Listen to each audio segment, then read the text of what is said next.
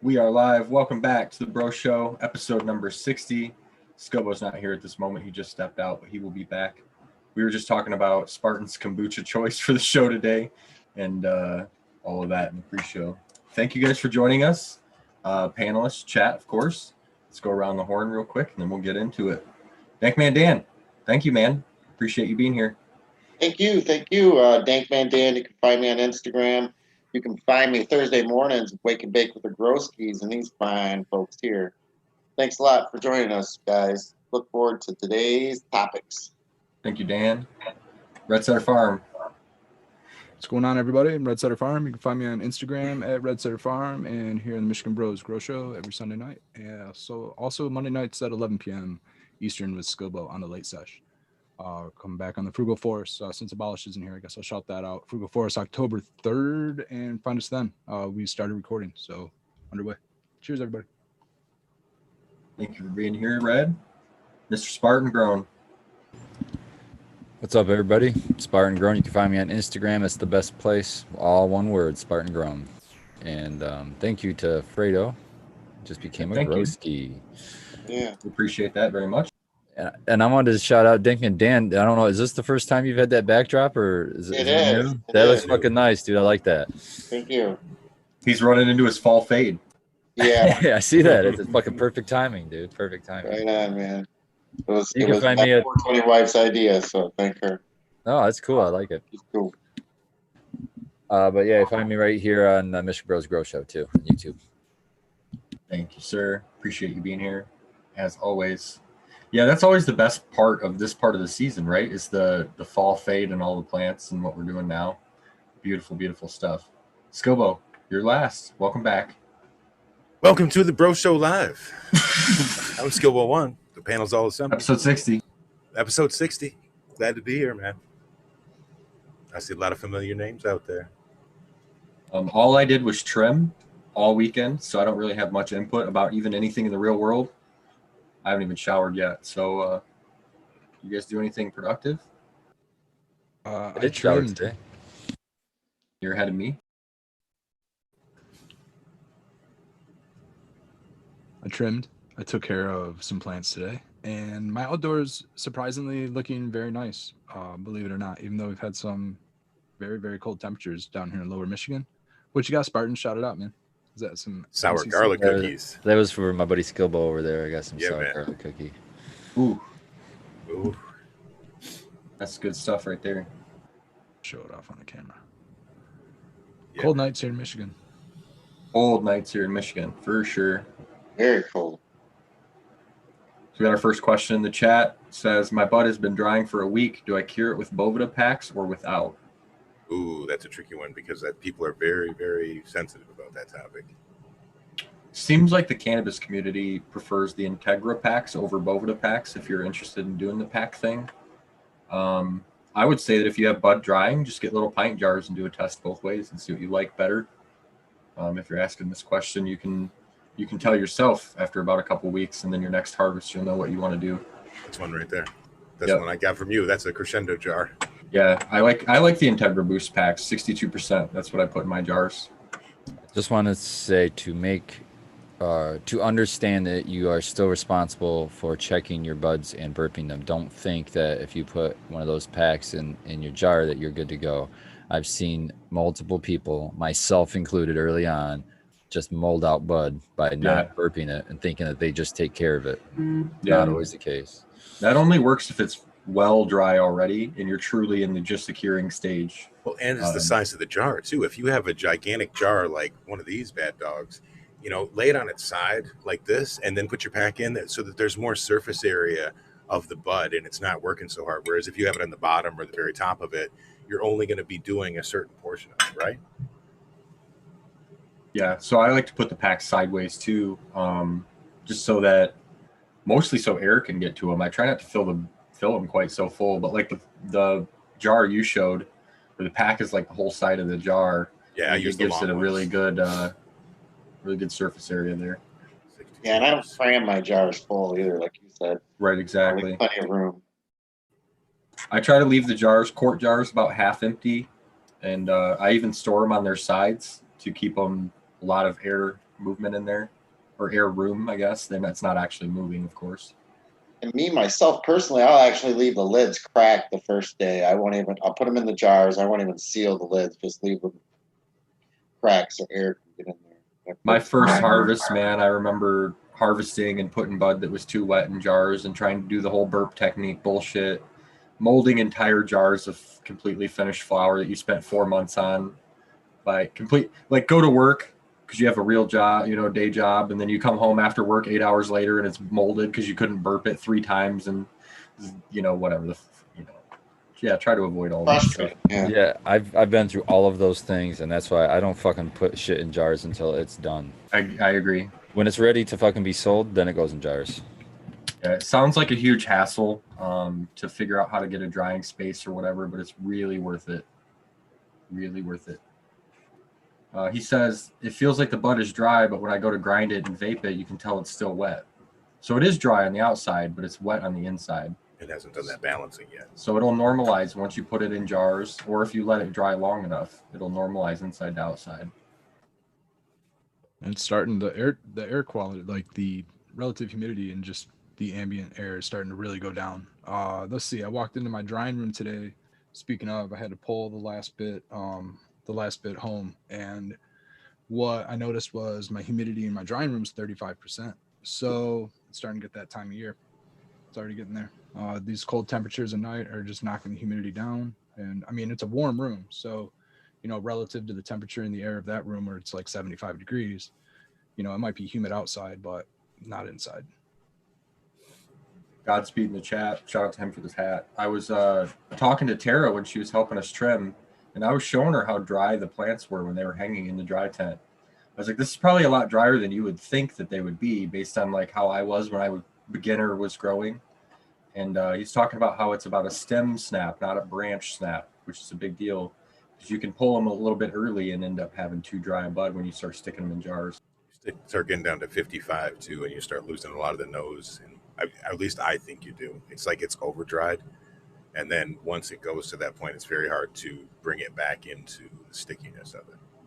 I bet at 55 you would be okay, but what people do is accidentally stick it in like 30% humidity for a whole day in like wintertime and just toast it, and then you can't get it back from there. So what I've done, I've tried to make it so that I'm not guessing. Like all these things that you're saying, I'm not saying they're not correct. They're the same techniques I've used over in the past, but none of them are really precise, really. You know what I mean? Right, They're all, like snapping stems and stuff. Yeah, they're all judgment calls. So what I've tried to do is try to make it in my situation, just out of experimenting at different ones, as much number generated as possible, so that I made my space. For example, what I've done to just really make it super easy and like the cliff notes of it. We know what temperature and humidity to store it at for the best, results. I just set it to that. Exactly. Okay. So that's the ultimate storage temperatures and humidities of it. Just set it to that. And I store my weed in the same room that is my dry cure room. Now, the only thing where I like diverge from what I just said is at the very beginning when I'm first putting the plants in, because it's a smaller space, I strip all of the big fan leaves off, but I still do whole plant hang. And for the first little bit, for like the first 2-3 days, depending on how fast I can get the humidity down, but I try to bring the humidity down pretty low for the first couple of days, like 50, 55. I like to be at 55 for the first 2 to 3 days. After that, I'll let it creep back up to 60 in the 60s. But that's actually what I did with this harvest from the greenhouse, with your advice, or because of you saying that on the show. I don't know if it's advice specifically for me, but we crashed the humidity down just to prevent like bud rot from the greenhouse or whatever. It's like if there's any on the buds, we didn't want it to keep growing or anything like that. So we put it at 55 for a couple of days when we put the plants in there, and then bumped it up to 60.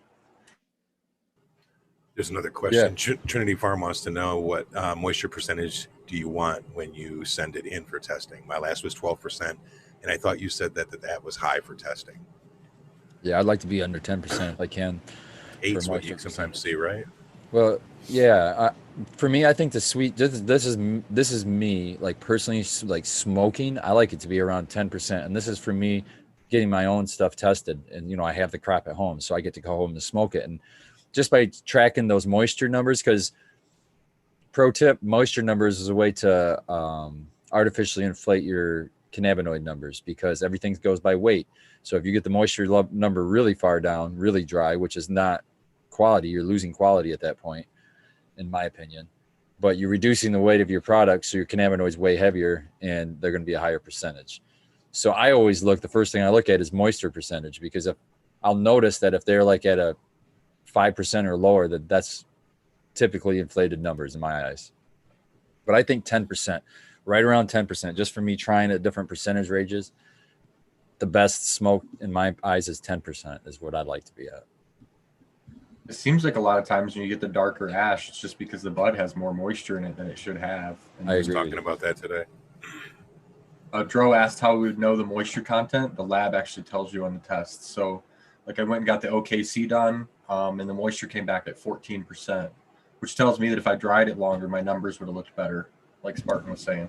Yeah, and that's another thing. I use 10% as like the middle ground. So like what you just said, if it comes in at 14%, I know, okay, my numbers are going to look lower than what they really are. And you'll know that. You're like, okay, I'm going to dry that next week. This is going to be, more potent. Yeah, I know that if I took it a little bit longer, I'm sure it would have been more of the numbers that I was hoping for sure. Or what I was expecting, I guess.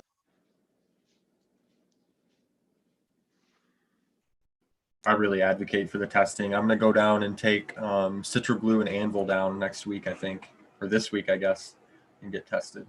Where's that located at? That's PSI in Ann Arbor is where I take my stuff to get tested. I have a few different results. If you want to see what they look like, they're on my highlights on my Instagram page, sequence_MI. They're in there. You can see what the test results look like for the cannabinoid report and the terpene one. Red's It got is those too. $85, Big Huff.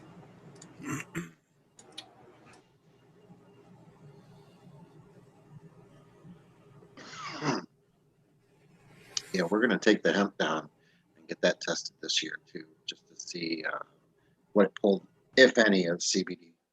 Have you thought about how you're going to do that? Like, where are you going to dry that? How, are you going to break it up? We're actually drying it whole plant right now. Whole plant. Did you strip the fans off of it, or are you just going to? Nope. We left the fans on, left it all whole, and Do you have fans or circulation going or anything? yeah, it's kind of on our back porch, so it's in a It's hanging out. Yeah, it's screwed to the rafters, man.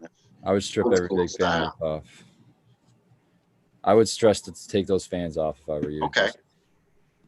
Well, if you're outside, you might be okay because it's ventilated outside. You're not going to have a lot of moisture hanging there, maybe. I don't know. They just kind of trap moisture around your bud. Right. They kind of fold around your buds. Yep, and they are right now. Thanks for the tip. Yeah, no problem. Godspeed was asking as a continuation of the drying. He was talking about burping the room. Said that if he evacuates the air in the room every couple hours at the beginning, helps remove that horrible chlorophyll off-gassing smell. I think that's a pretty good idea. Well, and to get that ammonia smell out of there.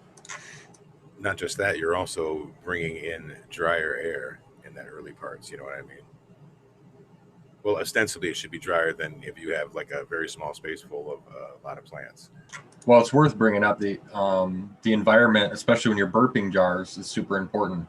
You can a lot of times think you're burping jars to make them more dry when the environment is actually more humid than the inside of the jar, and cause problems for yourself as well. And a lot of people don't even think about that aspect. Always know the humidity of your room that you're trying to cure in, the environment that you're trying to cure in.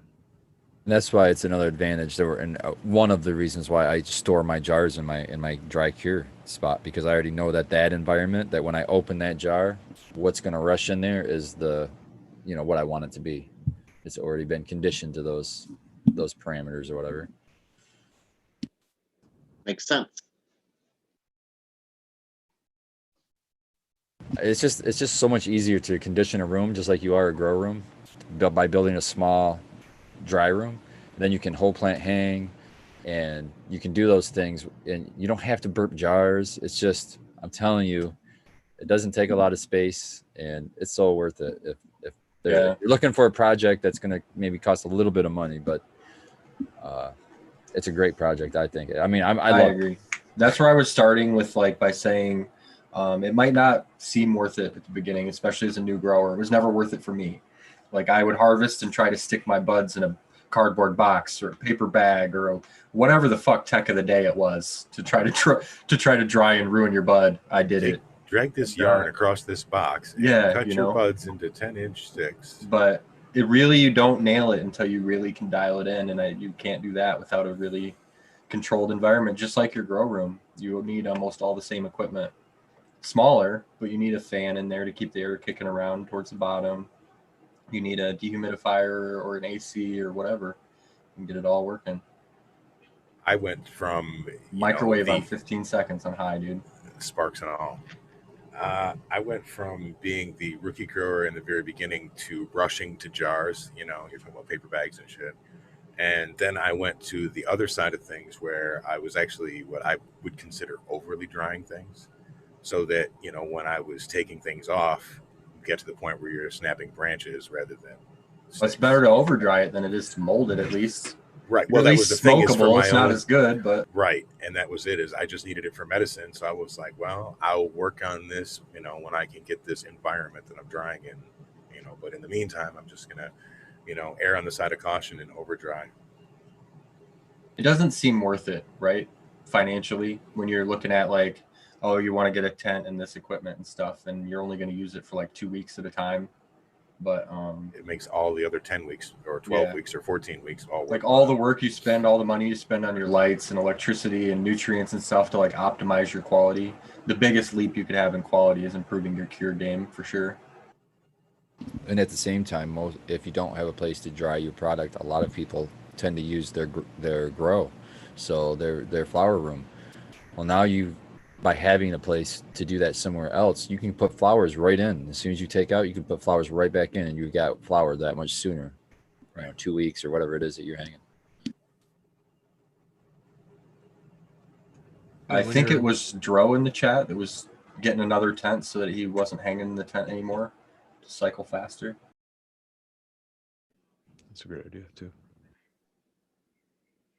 And like, even if you have all that extra equipment, it's worth the startup cost because it's going to pay for itself. But when you're not using it in between cycles, you shut it all down and you're not running the electricity and all that stuff. It's not like it always has to be running. It only runs while you're using it. Yeah, definitely. I like what Condo Grower's saying is I have a dedicated 2x2 tent for drying. Then I put the branches into a 5-gallon pail with airtight lids and burp them until I get to trimming them. I can adjust the humidity accordingly. It's not a bad idea. Well, when you're just a one-man band, you know what I mean, like that, you aren't going to be able to go at it hammer and tongs like that sometimes. Sometimes work gets in the way or regular life, and, by being able to store them in a bucket like that, it's good. I don't trim my whole load ever. I use my room for that. They just hang there for fucking sometimes 3 weeks whenever I get to trim it. Yeah. My stuff stays cured in a tote with the sugar leaves on it and the stems on it in manageable sized pieces. I could probably grab a handful or a tote and show you if I want. Go grab it. But it just sits in that, and when it's ready to be trimmed and ready to go off to a patient, I trim it, and by trimming it fresh like that, it reopens up the flavonoids. Throw some buds, freshly trim some buds, and throw them in a jar. And let them sit for just a couple of days, or freshly trim some buds and throw them in a jar and smell both jars. The one that's been sitting there for 3 days and then the one you just freshly trimmed. And at the end of the day, it's kind of, at least at the caregiver level, at least our patients are still able to like smell the jars and things like that. So if we have something freshly trimmed, it could be a big sell point, depending on what the other stuff smells like. Bro says you can just always throw them right in the freezer off the stem and process them awesome water hash rosin. I like the EWC Grow Dude said to harvest directly into your open oven and enjoy your bud in 20 minutes or less. I prefer a saute pan. I'm sure they were kidding, but don't always believe what you read in chat. I was gonna say that'd be a hard pass for me. You're strictly a microwave guy, right? I've strictly microwave on high. 15. I moved from 12 to 15 seconds. Really, where I get nice white ash now, just like your cigarettes, and it's inside the microwave. 10%. Right? Yeah, inside the microwave, not on the top. Right on.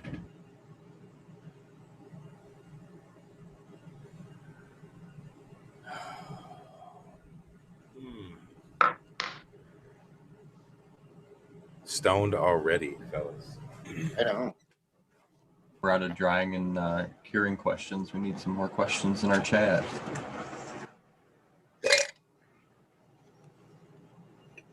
Forge autoflowers out of the greenhouse. So There we go. I got it to focus. So Lucky in there. are you happy with the yields of your autoflowers? We haven't talked about yielding on the autoflowers. Yeah. I mean, we figure between 2 and 3 ounces per plant on average, which is about what we expected. So yeah, very happy. If we could do a run of like 72 outdoors in this winter, like we're hoping to do, it would yield enough to make it worth our time, which is what we were trying to figure out. Would you do the same thing and get just an even number of each one, or was there standouts that you'd probably just get more of, like a certain strain over another? Oh yeah, for sure. Now that we've trimmed them all, there's been like a certain strain. Damn, maybe we are high. There was a certain strain that was much harder to trim than the rest. It just also happened to be the one that like we seem to grow the most of. So that's always the case too. No, not the anvil.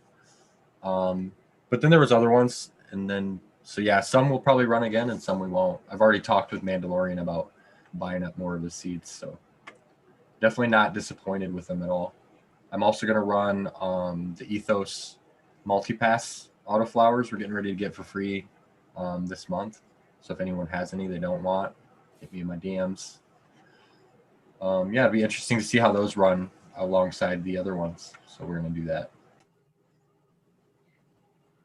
I like your idea of running the autoflowers as a harvest at the end because, for one, they'll finish faster, and for two, they're going to be more cold hardy, I would think, just with the Ruderalis genetics. Oh yeah, I mean, Ruderalis came from Siberia, so I would hope it would be more cold hardy. I'm gonna expect them to be smaller than they were in the summer, less light, of course, but we'll see what they do. They'll finish. I'm down for science to run them. So how let's did do the it. Bobby's Widow trim up to be? Trimmed up really good. That was probably the most photo-like of all of the plants. The bud structure was very, very dense and frosty. Probably like imitated photoperiod buds the best. They were just so fucking small.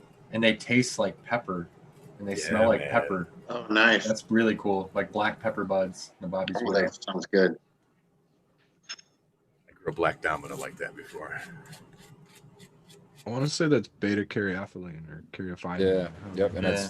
that's probably from the Widow, from the Widow It's gonna genetics, be the White Widow. Cool. Anti-inflammatory. I really enjoyed the autoflowers, though. I would run them again for sure.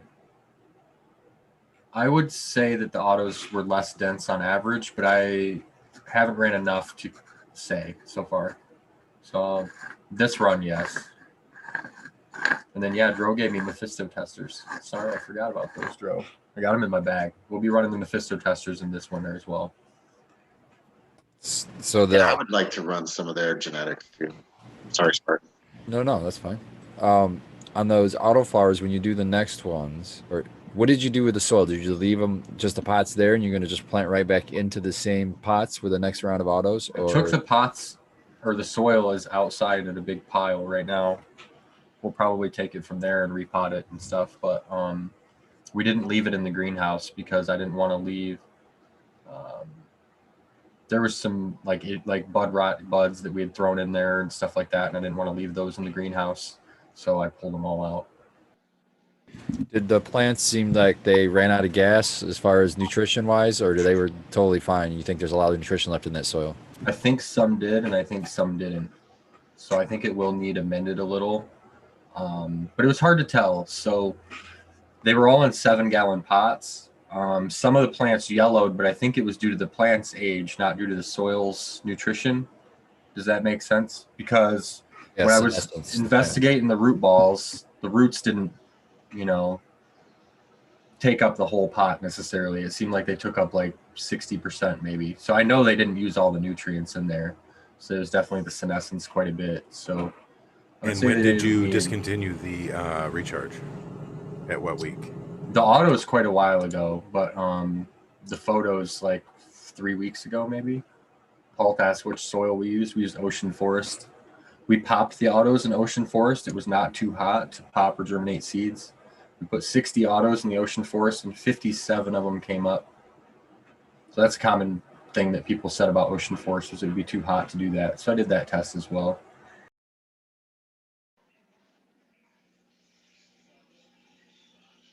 We mixed the ocean forest, 6 bags of ocean forest to 2 cubic feet of perlite. So we added perlite to the ocean forest. That's probably relevant to the last thing I said. So what are you going to use to amend with? What are you going with there? Probably craft blend, like you keep recommending to me. I really respect your opinion as a grower, and especially an organic one. So that's what I'm going to look at first. But maybe some faster acting stuff if that doesn't work well, like BioLive or something. I would do a craft blend. You could add that into the pile and just mix it in by, mix it all up in there if you want to do it that way. I would also do something with like a biological component, like a compost or a worm casting, and then mix some of that in there, and then you would probably be good with just that. Which is awesome because Spartan has been talking to me the last 2 nights in a row on Zoom calls, and he's been helping me try to increase my flavors and everything else in my bed. And if you guys have watched the show, you know that a while ago, Spartan and we were talking about how you have to do more than just reamend your leaves, because you're pulling more than that out. Yeah, so you have to consider that part. And I explained that to somebody too yesterday. I was like, you can't just reuse the soil because you're taking stuff out of the soil every time you harvest anything. Like if you're smoking a bud, that's nutrients that aren't in the soil anymore. So you got to consider that. The thing is that you don't need nearly as much as you think you do. We were talking about for like a 4x4 space, and he was saying, well, I would use a 1/4 cup of gypsum for this. Or, you know what I mean? Like it's not like grabbing a 5-pound bag of fucking flour and shaking it and then spreading it all over a 4x4. That being said, you could go that route with it. I mean, you could go really heavy with it if you want to. I like the approach of just spoon feeding a little at a time and getting into like trying to establish a routine or an SOP per se, that's something that you can repeat maybe every cycle. That way you don't forget to do that shit, because if you went heavy with it, like when you build it, you went 5 cycles without having to do anything else. You know what I mean? That's exactly what it was too. So, I mean, if you went heavy like that again, you might be good for 3-4 cycles, or you know what I mean? But you're not going to remember all that bullshit. Right. If you can get the right amount, that's a lot smaller amount. That's the key. Every so that time way I don't have do diminishing returns that way. Yeah, and you can keep it topped off all the time by doing that too. Yeah, so that's why I recommend to start off real small, like a 1/4 cup for a 4x4, and then you just sprinkle like top dress. Yeah. Yep. And then water over. Yep. And then so I've got those Netafim spikes, so that's all I'm going to do is I'll just kick those things on and let those rip, and it'll water it. And the basic thing to look at with top dress is just the size of the particles of the thing you're throwing down. Obviously the bigger it is the longer it's going to take to break down. So if it's a powder, assume that's going to go through, and get broke down and be plant available way faster than something that's maybe pelletized or something that's a rock, Then I know you didn't mention it, but just for the viewers, I know that I've heard over and over that blood meal is really, really fast available. So be careful if you top dress with anything like that. Yep. Again, the nitrogen level, it's like 12. And just source your inputs, no, at least do a little bit and try to at least have like an organic tag on it or a natural input. Right. Dro says to use barley. You guys didn't even mention barley. Coot would be so disappointed. No, so barley is going to be used later as a top dress to push enzymes and to help break stuff down and establish. It'll be fungus food too. So I wouldn't mix like into the soil so much as I would use as a top dress. Okay, after you get them planted. Yeah, after you get them back in the pots and you get the plants established, then I'd throw like a compost on the top and then barley on top of that to help drive that to break down. Exactly what I do. I make the flour out of the barley using a coffee grinder, and then I mix that in with either the booze blend compost or the earthworm castings. And then I like to make sure that I have some kind of the plant material on top of it, because if you mix in too much of the barley, you can get like a crust on top of your soil, and then it becomes harder to water things. So really mix it in there really well. Godspeed says pond cleaners, barley extract. Yeah, awesome enzymes. Yeah. Enzymes. It's on. Yep. And I like to throw that. Actually, I just did today. I like to sprinkle some. Whenever I do a top dress of barley, I'll do a top dress in my worm bin too. I like to give the worms some of that. And I did transplanting today, and I like to, when I transplanted out of the Easy Swap 1 gals, and I put them into my final sip containers. So when I do that, I fill up the soil level to about half the height of the root ball, and then I go to my worm bed and I just literally dig out scoops of the worm bedding, worm castings, and worms. They all come with the scoop. All I do is push the food out of the way, and then I just take scoops out and I just push it right along the outside edge of that root ball and just let it sit there as a top mulch or whatever it is layer. For it just keeps all that moisture and it keeps all that biology and everything right there by the root ball. And then I cover that all the rest of the way up with soil. And so that's how I did it today. Now, there's a question in the chat from Shredder. He says, I suspect barley may be killing my clones just after transplant. Does this make any sense at all? So the barley syndicate, dude. So the barley afia. So I wouldn't even be using barley at that point. I don't understand. I don't really use barley until, I have full established plants so I can drive nutrition to my plants. If you're using barley early on, I guess you could maybe burn your plants or, put it in an environment too rich of nutrition because it's breaking it all down and it doesn't really have a root mass to handle that. I'm not sure if that would kill the plant, but I'm sure it would struggle. It's possible, maybe. I'm not going to say no. I'm not going to say it's not possible. But that's the only way, just me sitting here thinking about it, that I could see where it would be an issue, maybe. Maybe it's just breaking everything down, making it all super plant available. So when the little root pops out, it's automatically hitting this plant available nutrition. It might be too much. Dan, they say you're stuck in the couch up there. I am, man. You'd be careful about trying to do too much with the little baby plants. Go ahead, Dan. Oh, nothing, man. I'm just listening to the awesome conversation. We're just reiterating what Spartan was saying, and the biggest thing that I think that new growers run into is trying to do too much with their plants. Or, I mean, not to say that you're a new grower or whatever, but overwatering, over nutrients, over everything. So that's true. Always taking that stuff back on, over gardening the baby plants. Love them too much, and it can easily be done, especially over watering. Don't be a helicopter gardener. Tara Wilson, we're looking at you.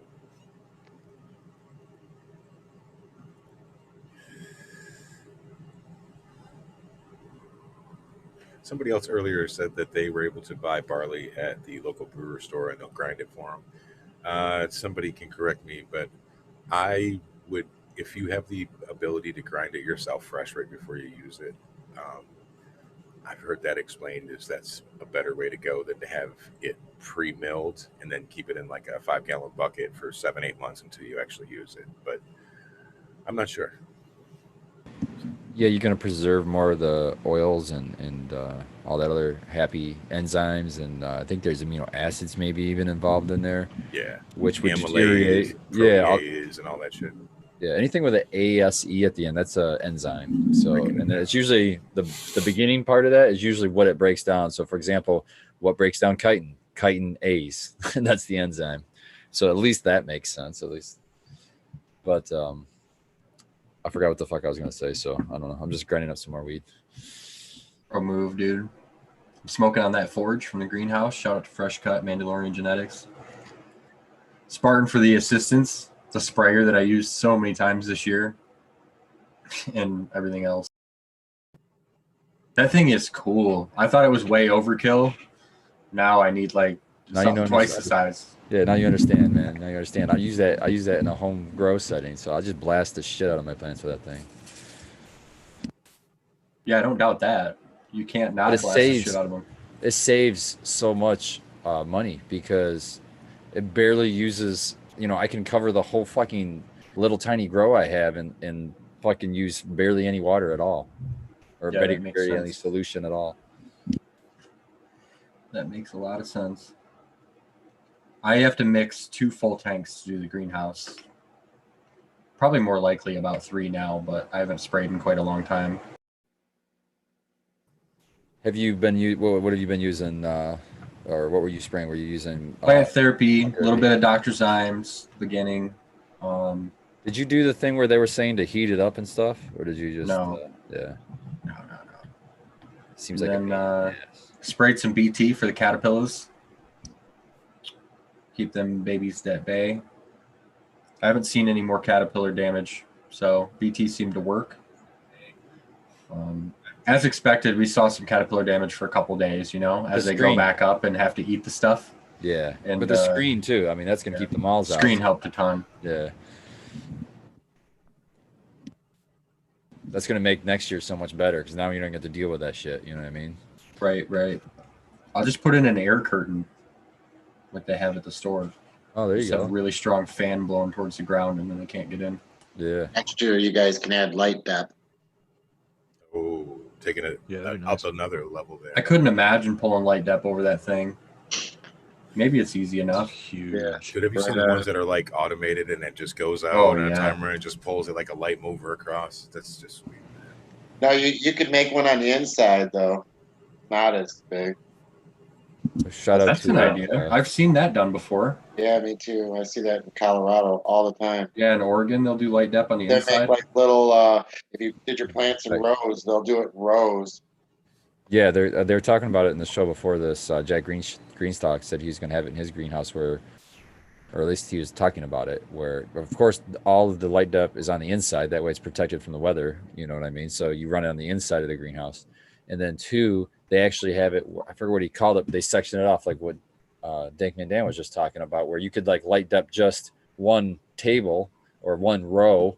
And then, so you could have a row in, say, week 6 of flower, a row in week 4 of flower, a row in week 2 of flower, and have it like a perpetual harvest going inside the greenhouse with different rows. Yeah, that's hard for Michigan's growth cycle to do, though. I was thinking of all the negative aspects that would like impact us. Like, what do you do with your circulating fans on the wall? What do you do with the temperature? How do you heat? You just move them. You just you'd have to have a fan down every row. Yeah, definitely. I mean, it's just different challenges, right? Everything you do is like, as you were explaining it, I'm just like, this wouldn't work that we have hooked up. This wouldn't work, and all that stuff. So that's a cool idea, though. I have to look into that some more. Hopefully, that's kind of. It would be like the way I pictured it would be like a blackout curtain or whatever that was rolled up to the ceiling, so it just drops from the ceiling and just blacks out a whole vertical wall. Basically, makes a wall, so you could drop them in each direction, and then you'd have to have your regular blackout on the top. Right on. I'm looking forward to the space age future when we can have these greenhouses that are made of glass and you can flip the switch and it'll either be like frosted glass or you flip the switch and then it goes to completely blackout. You could just set it all up on a timer. That would be cool. Yeah, drain big. Imagine how expensive that might be. Tint the glass for you so you don't have to use shade cloth. Dude, that would be great. That's what I'm saying. Make it like the moonlight. Yeah, I've seen houses that have those as windows, where you can, like a bathroom window that can be either clear or frosted with a switch. The $6 million greenhouse. If there's anybody that's determined to have a functioning greenhouse, whether it's $6 million or $6, it's Fresh Cut. So we'll do whatever it takes to make it function as well as possible.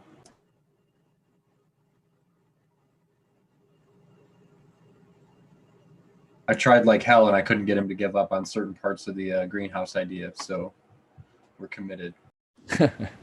Shout out to Raptor Grow in chat, just popping in. He was just on Eagle Gardens. He had a pretty cool interview.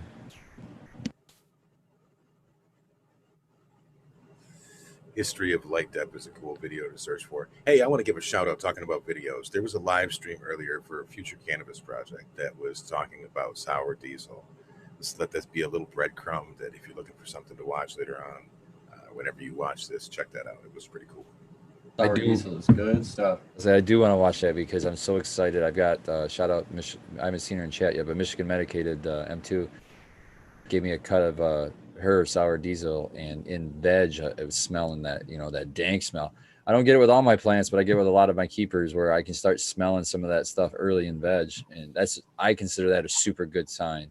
and I was getting a really strong smell in veg, and I just threw her into flower a couple days ago. So it's going to be a wait, but super good sign already early on. So I'm stoked about that one. Hell yeah, man. I hope it hope it's as sour and as diesel as we all hope it is.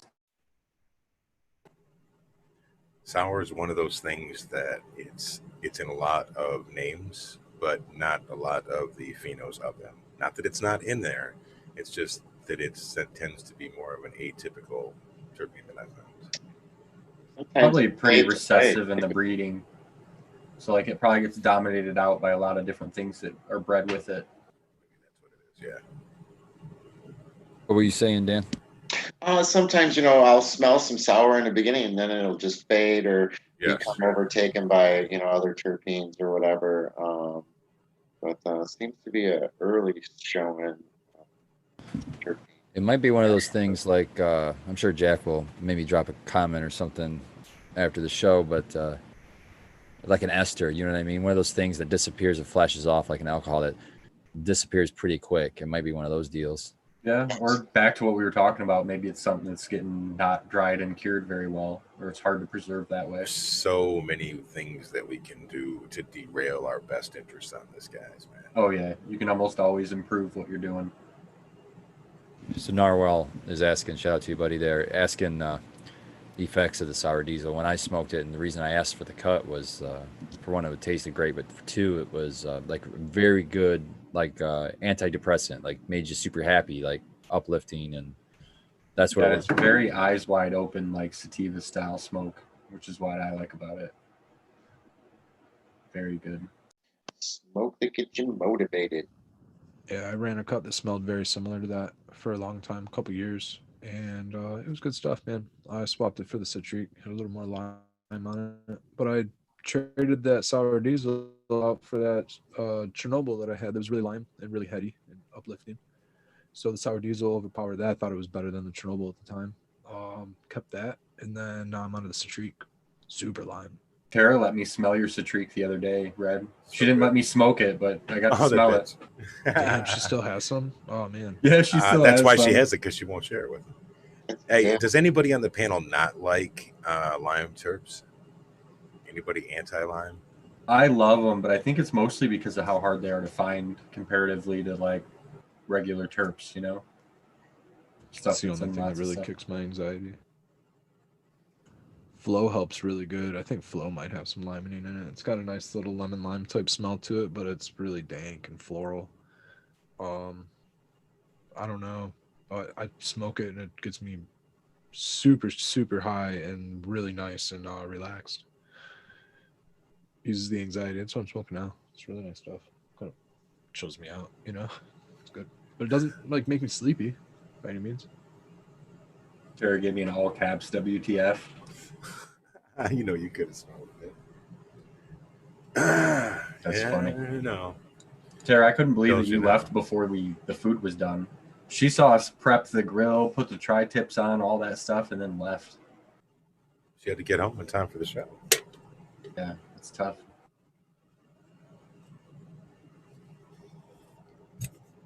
We are coming up on 16 minutes to hash time. For those that, like Red, take a few minutes to get their accoutrements together and all that good stuff. I was Oh, I prepared. do not. That's the lie.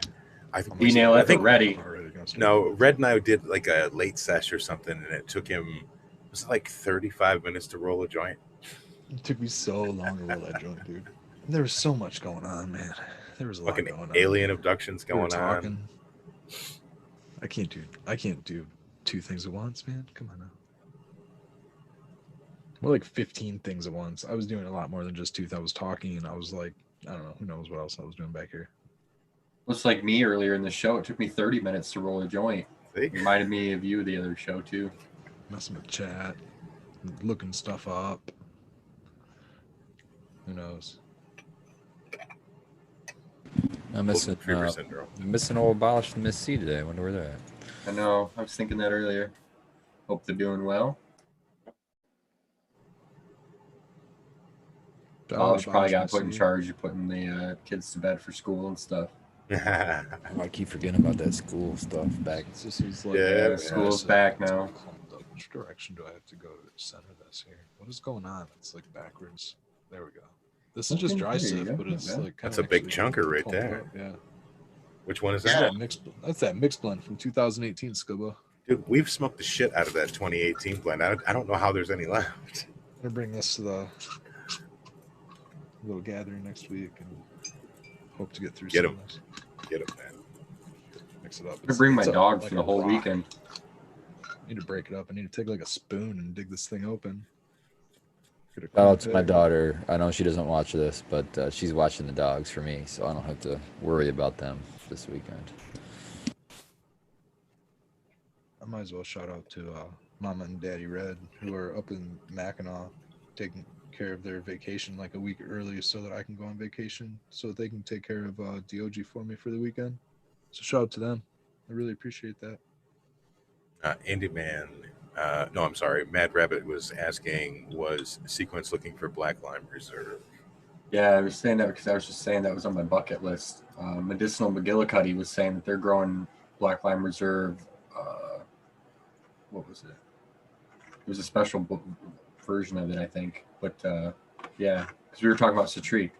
Black Lime Reserve has been on my list for a while. I have that Limerilla, which of course I have to pop. Every time we talk about this, I feel like Spartan's holding back anger. But, we'll get the Limerilla going. Ooh, yeah, man. I've only been saying that for a while. Come on. I know, dude. I'm trying to reserve how much shit I put on my plate so I don't off myself. That's all.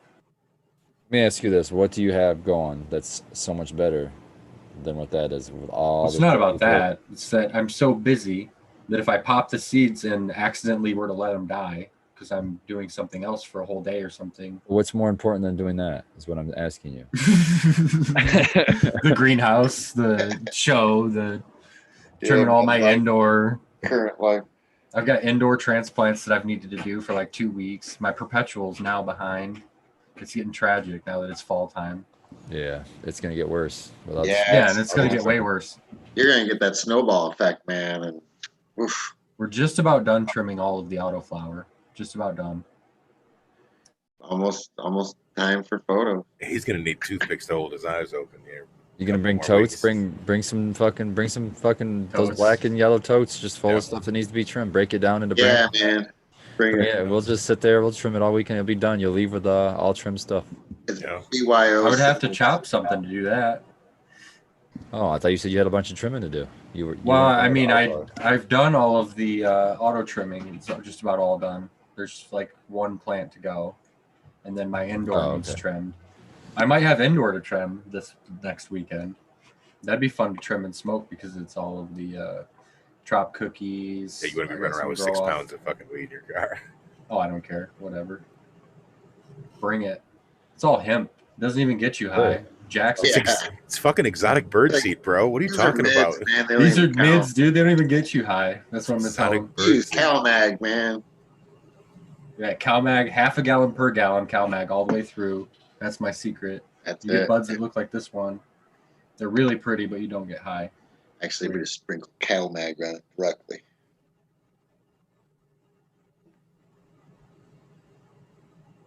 So what does it look like that's gonna finish first in the greenhouse? Is it gonna be that sour melon still? Yeah, definitely. That sour melon is definitely ahead.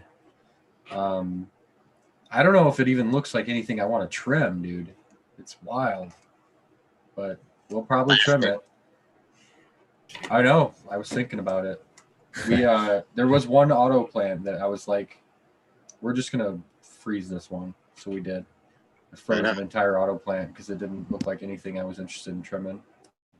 Shout out to FLF. He says I'm not Trimming. trimming on vacation. Fuck you guys. I didn't Shout out to drive this FLF. far. It's his birthday. I was sitting here Yeah, dying happy laughing. birthday. Going, man, I'm gonna be trimming all week. I love the enthusiasm out of you guys. But I promise. Generally trim every Yeah. fucking day, dude. I Oh, generally yeah, trim every always. fucking day. So I don't know. It's either at work or here. I'm fucking trimming. Yeah, It's you're called, just like, a busman. I have perpetual. to- I think that's called a busman's holiday. It's because I'm slow. I suck at it. I'm a gardener. I'm not a trimmer, man. bribe me a little. I trim like really close. I'm really particular about it. Me too. Trimming, I do it in spurts. I'll sit down for an hour, and it'll end up being 3 hours. But try just do it a little bit here, a little bit there. It's tough to sit down and do it for 8 hours at a time. I like to You get a trimmed couple today hours a from day. 9 in the morning until 7 p.m. Let's go a couple hours every with a day. few smoke breaks in there. If I manage it right, I mean, if the flip, I can't manage it right. If the plants can manage it right, depending on the crop, I can get through 100 grams an hour, so I can cruise for a couple of hours a time. A couple hours a day can, pay off easily. That's morning work. If you get up early enough, 6, 7 a.m., that you're already done by 9, 10 o'clock. You're done trimming decent amount. Do that every day. Not bad. Where's if I the could time trim for the it- wake and bake for that? I wish I though? could average 100 grams. Shout Though. that out. That's a very high average. And Gotta like keep you guys selecting say, that, some bud. stuff just trims up easier than others. I Yeah, got exactly. a storm.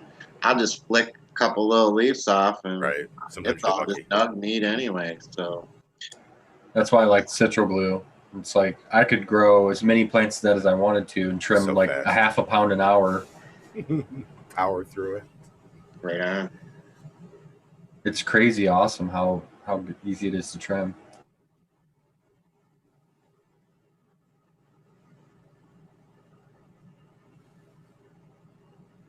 Eight minutes to hash time. Still looking at a trim bag for the photos. Nah. Thank God. Thank God, he says. You think fresh cuts broke in enough to be all hand trimming all the way out? We're working on it. Gotta We'll get probably his endurance up. we'll probably run some of it into extract. Definitely. We talked about that. We had Dab Smiths over to look at some of the plants and talk about that as well. We've talked about it with Yeti, having him run some of it into rosin, like the GMO. So I'm excited about that. The Mac will all be trimmed into flour and be kept in these really dark jars and be only given to very good friends like Spartan for giving me the cut. But yeah, we'll be hand trimming everything, I'm sure. Hey, how is that Citro Glue looking out there in the greenhouse? The 6 Very foot good. monster. The Crescendo is the one that's really surprising me. The buds have stacked up super thick, like donkey dick style colas, which is honestly a horrible sign. So we'll see how that goes. Well, it's interesting because you grew it outdoors last year, but not in a greenhouse setting. So what Right. difference are you seeing now that you've grown it in all 3 settings? Well, I grew the Crescendo last year in like a 3-gallon plastic pot behind my house. So it was like 5% the size. And then I intentionally pollinated part of the plant to make my own seeds. So I don't know if I would compare that to this. But the indoors was very frosty, stacks good and all that stuff. And outdoor, it did the same thing. I'm surprised that the Crescendo's held up as well as it has because it is a cookies cross. I expected it to do some weird stuff outside. It's 2 years in a row, man. Plus, that's what your seeds that you have that Norwal is testing, right? That's a cross on Narwhal and Purple Thumb OG is running them also. Shout out to both those cats. Yeah, and Tara brought up in chat that fucking garlic storm. How's that looking out there, man? It was always the Dude, king of the motherfucker, garden. man. She Yeah, was always the biggest one in there, man. it's got like frost rails. The leaves are canoeing and stuff now. It looks like indoor. The flowers do. Did you get clones of that? Yeah. I have clones of that. Oh, nice. We cloned them to pheno hunt them outdoors. So next year I'll have whatever is the best run I can run next year. No, you only I'm have glad. that one big monster outside, right? No, there's 5 of them out there. Damn. Oh, I just think So, of that one that's to I the have left. clones of all 5 of those. Well, they're all right next to each other on the left right there. All those big plants are garlic storm. And what we're doing is the outdoor pheno hunt. So whichever one does the best with the bugs, the PM, the yield, the bud rot, the whatever, trim, density, we're going to keep that one. Who's the breeder on that? The garlic storm was sticky drip. That's like an in-house offshoot. Yeah. Garlicane, slurricane, super good stuff. That was you, Spartan, right? Yeah. It's Did always you- Spartan.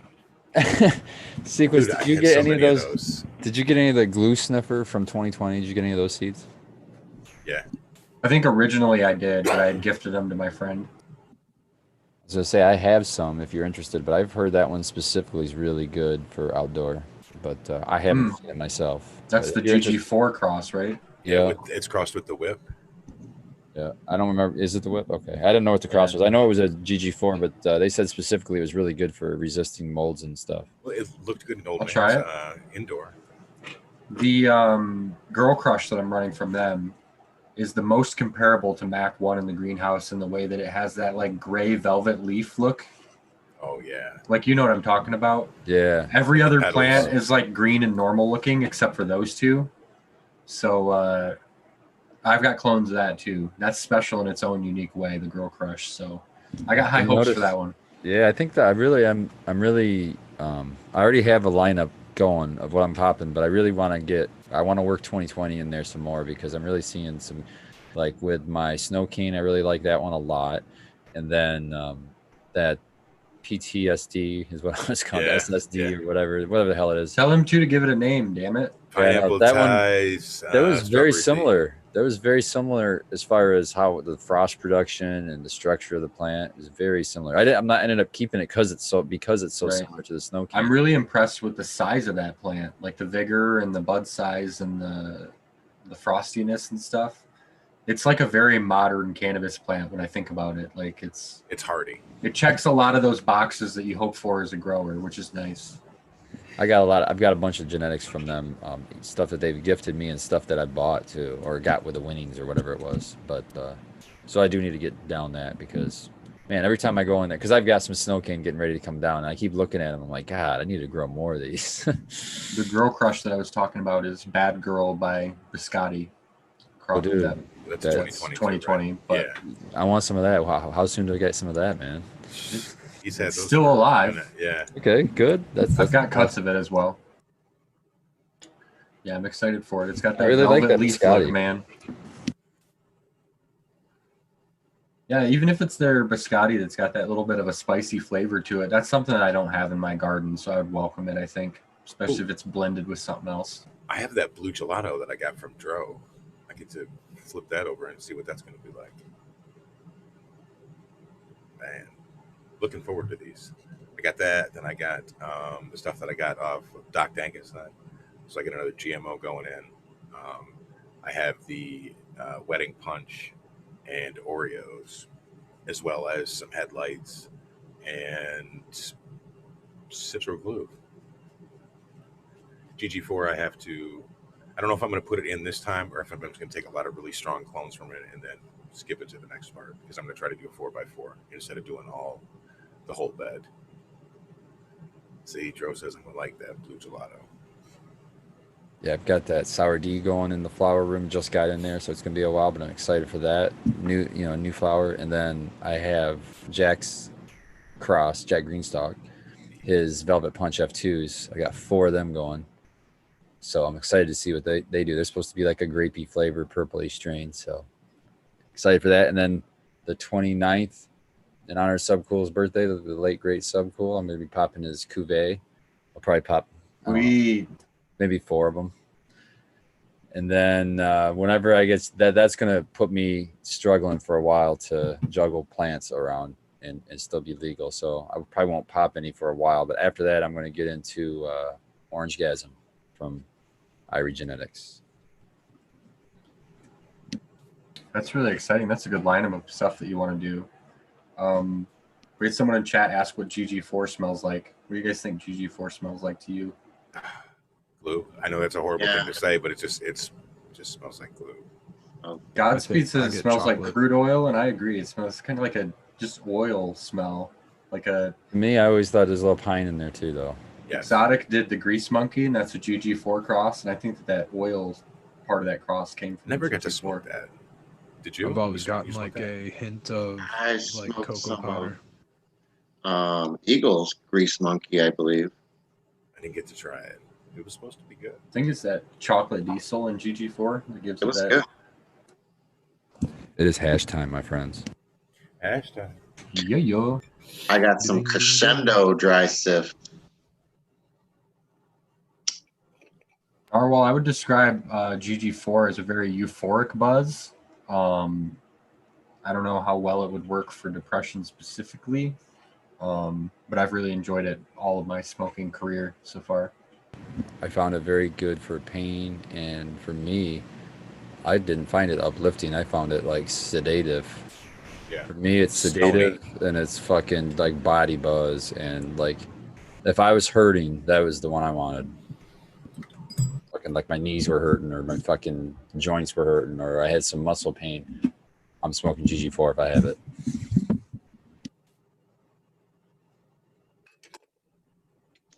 Can't find my carb cap, boys.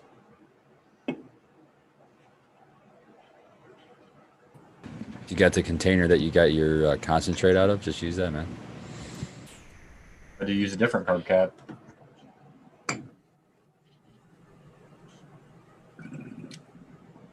Found it. You get you a medallion, man. That's You a have struggle, dude. medallion cap, and it'll always be with you. You need some fucking mitten clips.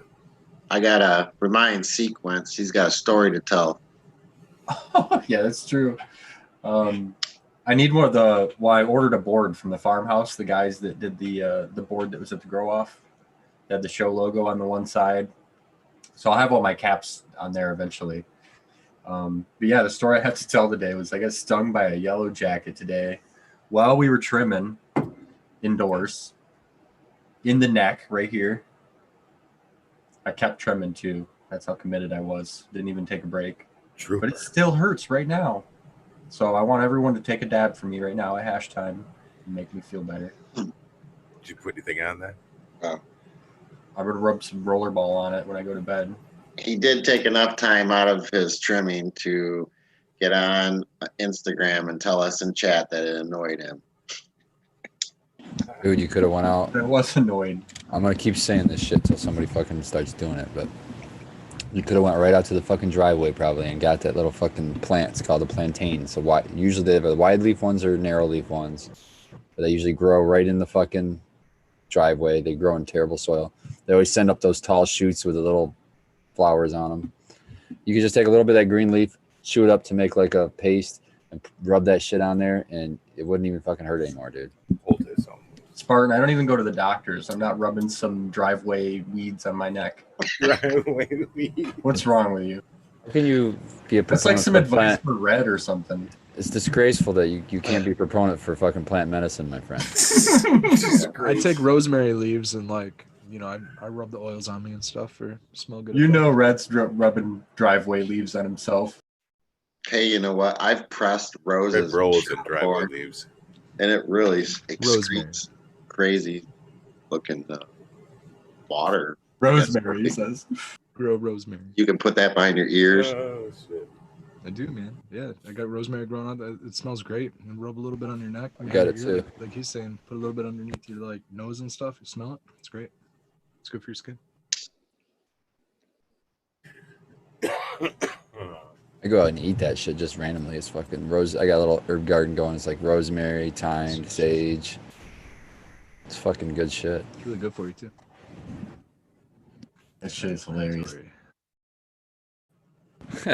All right. Shout out to Tara, man. She's gonna do that shit, but she's got to get stung. We got to get her stung first. See if it helps her with the bug bites. I've been stung twice this year. All she's got to do is hang out with me, I think. So who's going to collect and bag and tag this driveway weed? It doesn't have to be the driveway. It can be anywhere. I swear, dude, in any fucking shitty soil, it's like everywhere. Any shitties. Maybe we can find some behind a 7-Eleven.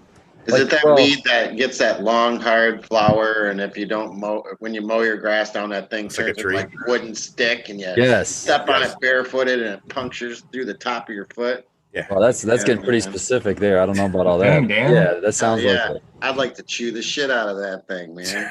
Get some goats, It's bro. funny as If you hell. do, it is a mild, like an aspirin. It is like a mild pain reliever too. So if you did eat it, you get a little bit of an effect. That It's better to be like causes enough topical. pain. It's a better topical. It better give some relief. I've stepped on a shit ton of them things. Which one are you talking about? Driveway weed. All right, hold on. I'll just pull it up. He was really Backyard, specific man. about So it. many driveway weeds. He said a plantain. It's a plantain, man. Yeah, plantain, dude.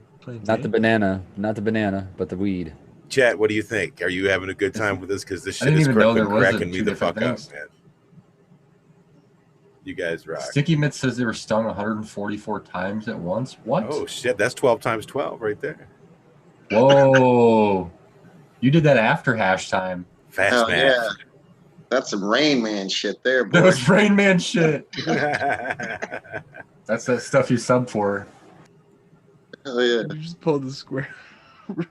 All right, if you give me the ability to share screen, I'll share you the plant that will fucking help you with stings. Let me see. Go it. host, here you go. The Here you go. Footbuster. Go ahead. Share away. Got it. You draw dicks on the screen, I gotta kick you out. There, can you Went see after that? Newt. Yes, I know what that there's- motherfucker is. That's one. That's one version. There's another version that's the wide leaf version. Then there's a narrow leaf one too. Okay. Hold on. It's it might called be- a Plantago. Here's the narrow leaf. Here we go. Let me view that file. Yeah. So that says plantain and plantain I- on that one. Now, see, I don't see that Yeah. one. I see the other one. I haven't seen that one. In I've seen them. Southeast I've seen them both in my yard. Similar to but- the first one, but I haven't seen it throw flowers or seed like that. And you That's don't have to later get the. You don't need the flowers. The one on the right's later on. But I've seen that one there in Flaccid. many a It's all driveway. flaccid and shit. Does it grow bananas like that? Those are plantains too, but that's a different thing. Only if you leave it in your driveway for a while. Oh, there you go. This one's even called the Everybody broadleaf here. But it's not even the Okay. flowers. It's just the leaf part, man. You just chew that up to like a little poultice or whatever you want to call I that. have that in my garden. Yeah, you get it Yeah. everywhere. I Okay, swear, okay. man. Wow. You find it everywhere. Where I do. It's like a mild pain I'd reliever. have to look at the length of the Spartan, you fucking rock, the man. length of the petiole. Oh yeah. The petioles on these are pretty. I'm just long. saying, man. Help each other to help themselves, and Exactly. stop being on the fucking government's tit and fucking being on big pharma's tit when we can do it ourselves. Purple Thumb says he's got a shit ton of those in his yard. Shitty driveway weeds. I just Thing is, I don't assumed think I your have much gender, Purple Thumb. I apologize. You know, like even a mosquito bite, it helps with that. Even just like a bug bite. That's or a Toothpaste. sting. It's like pulls Toothpaste the on that shit, man. Yeah. moisture out of it.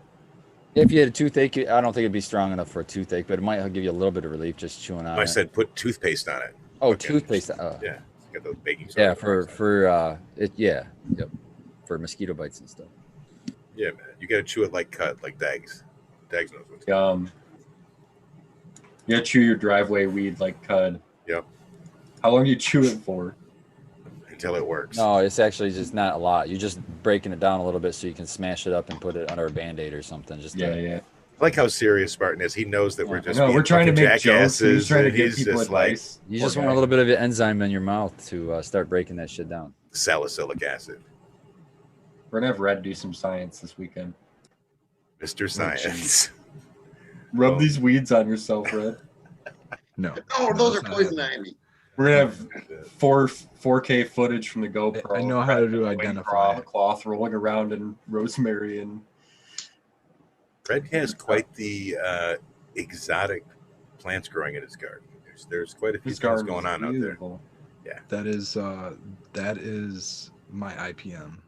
It's the herbs. Dude, is it getting and- crowded in there yet? All right, so the sunflowers, the sunflowers crowded out, but so sunflowers are generally pest free. So that's a plus. The only real pest I've dealt with on sunflowers is ants, but it's nice because the sunflowers are kind of like a banker plant for the ants. So not on the cannabis as much. What I have going on now is the sunflowers start to do this kind of like question mark droop, and they hang down to where they'll kind of like the pollen isn't so much an issue, but some of the small fine petals will kind of fall off the seed. And then if you don't harvest right away and they start to dry on the stalk, the birds start to get at them. Once the birds start to get at them, then you're starting to get like shell husks and all kinds of other little things that are on the cannabis flowers that I'm having to kind of flick off and shake off. I kind of go out there in the middle of the day when the plants are dry, so I'm able to just shake the plants. I don't like shaking the plants when they're wet. If you shake your plants while your plants are wet, there's a good chance you're going to absorb some of that moisture. You're going to open up your buds, like they're not supposed to be, and they're going to get water droplets inside like areas that might already be sealed by waxes and things. It should nooks be and the crannies. Yep. So you don't want that. So let them naturally dry, and then I go out there and I kind of shake off and just kind of brush off and flick off some of the whatever residue that's going on, because there's sunflowers. There's all kinds of there's an upper canopy above my cannabis plants going on. So a harvest. It's time to harvest some of these sunflowers. So I'm gonna get out there and harvest most of them. And the ones that are dead and attracting birds and things like that to the garden, it's time for those ones to just be gone with. And then otherwise everything just gets chopped and dropped. Everything's looking very good. And as far as like rosemary, thyme, dill, lots of these other like beneficial herbs, just the fragrance alone is going to keep many pests out of the garden, spider mites being one of them. And then having other herbs like just having sunflowers and things like that, what I'm getting is bees, lots of predators in my upper canopy. So where my flowers are, there's lots of predators, not just in my lower canopy is there the bees, or where like some squash might be, but it's really high up in the sky.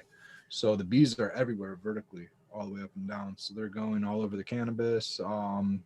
They're getting all that stuff, attracting butterflies, dragonflies, anything else that might be out there, eating some small insects that might be pests. So as far as pest pressure goes, having like all of the diversity has worked out. I don't know if it has anything to do with the fact that maybe my neighbors spray, but I only know of one of my neighbors that sprays. I don't see anybody else spraying any other three sides. And the one neighbor that does spray is on the opposite side of my yard. So I'd imagine that has to do with the diversity. So it's working out. We've had the cold temps, we've had the rain. It's starting to get, I don't know, I'm gonna call it like week 5, week 6. I'm saying some of these varieties have a couple weeks left, 2 to 3 weeks left. They're gonna swell more. They're gonna take a heavier risk of mold and mildew. But from what I'm seeing right now, as far as like the structure on the flowers, from what it's already survived, the leaves have already survived. They're doing good in the temperatures. As long as we don't get some serious freezes, I think they're gonna be good. They're in the ground, so I have a good. I keep my soil covered with layers of grass, leaves, sunflower leaves, whatever, cannabis leaves, whatever chops, it falls, it drops, it goes right down to the base of the plants, and that's insulating the roots. And so hopefully the roots will never freeze, anytime soon, not until winter. So Red, let's talk about the rainbow driver inside. Okay. So it looks like it's finishing a lot earlier than where it would be finishing indoors. We were talking a little bit about that last night. And what we were talking about was, since we've had these like cold snaps, we're thinking that the plants are starting to finish earlier, trying to preserve themselves. Like they know winter's coming. So they're like, and I'm seeing it in the, I'm seeing it a little bit in the bud structure. Like they're kind of starting to swell a little bit earlier than what it would inside. But I'm seeing it more in like, the stigmas or the pistils are kind of starting to like darken up and starting to change a little earlier than what it would. Usually they don't change indoors. It's almost like it wants to just continue to grow, kind of like a sativa, but it's got that OG structure and it's got that funk. And does it still have the same nose or pretty close? The nose is it's got an outdoor like faded kind of a nose, but yeah, it's still there. It's still there. I'm excited for that. Yeah. I will say that it hasn't had any more. I'd say out of everything out there, it's probably had the most powdery mildew pressure on it. So I'm probably not going to run it just for that fact alone outdoors anymore. But she's touchy. Great Babe. Yeah, no, not even touchy, man. It's just everything else is just doing better. I think that's all. Well, the Great Babe is bulletproof. There's no bad powdery mildew. It's just like you look at it and you're like, I think I should pull a couple of those leaves just to right, exactly. So like. Nothing crazy, nothing like a dust ball or anything like that. So the foxtail sequence has spoken. Knock on wood. Or what hit squash? I'll tell you what, man, there is squash growing at the base of all of my plants. There's powdery mildew all over the squash. The squash pretty much is touching the cannabis. I try to keep it off as much as I can. There are lilacs with powdery mildew pretty much on 3 sides of my garden. The whole side is like across my neighbor's fence, but she's just loaded with lilacs all the way down her line. And right now the lilacs are just all loaded with powdery mildew. I walk past it, I brush against it. I walk into my garden, I'm brushing past everything in my garden. sunflowers aren't getting it. The cannabis isn't really getting it. You're wild, man. It's Yeah. to me it's the health of the soil, keeping the plants healthy enough to combat it on their own, keeping the diversity, the populations of insects in there, and just working with nature instead of against nature, and trying to minimize my inputs as much as I can, because it's an outdoor regenerative garden and I'm trying to do it regeneratively, not buy stuff for it, I guess. You know what I mean? So Of course. so and it's also kind of like, it's my practice, like it's, I don't know, I guess I'm kind of practicing homesteading. I'm practicing my doomsday garden, if you will, you know, trying to see like what can I do on minimal inputs, you know, how can I, granted, you know, I've tossed some recharge in there, but I'm also studying up on how to collect my own IMOs and things like that. So if it were a doomsday situation, it wouldn't have We to get a rely on- Prepper Red like you know. YouTube miniseries. Yeah, dude, totally, man. We're gonna It'd be so do good. no-till prepper style, grow dinosaur kale and cannabis, Hell yeah. So survive. glad I'm subscribed to your channel. You could teach people all kinds of shit, I'm sure. Your garden, like seeing you build your garden, I know that you didn't put that down. You might have put it on your story on your Instagram, but you shared it in our chat when you did it and layered it all and did all the Hugo beds and stuff. Like people would love that as video content. Yeah, actually, I have a private Instagram account, rosebud_farms, that I have that, which I should kind of transfer some of those photos over, except I don't know, maybe I'll just open it up and change it over. I don't think my name's on it by any means, so I could probably just open it up and publicize it and just have that be my like other one. The only reason that like Red Setter Farm is kind of just my because of the Irish Hills, kind of where that is. Your And, cannabis specific IG. yeah, Rosebud Farms was pretty much my homestead farm and garden. Yeah. So here, basically, my outdoor is kind of the Rosebud Farms, if you will, regenerative thing. But everything's under Red Setter Farm as of now. Like backstory. Yeah, I definitely think people would be interested in all that content, not just the cannabis stuff. I think the gardening has a big overlap with all of the other gardening, like you've seen with Abolish the Fish, you know. Yeah, it's that cannabis and being involved in these kind of shows and reading and everything else. I have gotten to the point where my outdoor, like my tomatoes this year, are amazing, man. Amazing. My roses are kicking ass. I'm still throwing blooms on my roses, you know, and it's all I've really gotten into it because of just being a grower, man. And I don't know. I think of like Spartan. Spartan comes from a farming agriculture background. Like, when did you start working with plants, Spartan? We always, I mean, growing up, that's how we fed. I mean, we fed her every year. We Exactly. had this huge garden. So, I mean, since my whole life. And then my first job, I worked under the table my whole, like, from 6th grade all the way till I think middle of high school on a farm. That was a job. I just worked on a farm. It was a small farm, but it was a farm. And then I didn't really do much with plants after that until I started growing cannabis, actually. So when I was growing my own cannabis, then that leads you to, you know, using the soil out in the backyard for your vegetables, and it just kind of grows from there. So yeah, I've kind of been around plants all my life, really. Yeah, I have too. Like my grandma, I used to go over there and can with them every summer, and I learned how to like, because I still have a love for making pickles specifically. But like we canned everything, tomatoes. I remember peeling boiled tomatoes as a kid and burning the shit out of my hands and all that dumb stuff, dipping them in the water and stuff. I remember I was outside today and I was like, you know, my garden's mostly done as far as the tomatoes and stuff. I mean, they have a ton of tomatoes still on there, but they're all green. Oh, green, yeah. But then I thought to myself, man, I remember growing up, we would pick all those green tomatoes, and I would remember help my mom because I was the one turning the grinding wheel. They had one of those old cast iron grinding wheels that clipped to the edge of the table, and we would grind those green tomatoes up.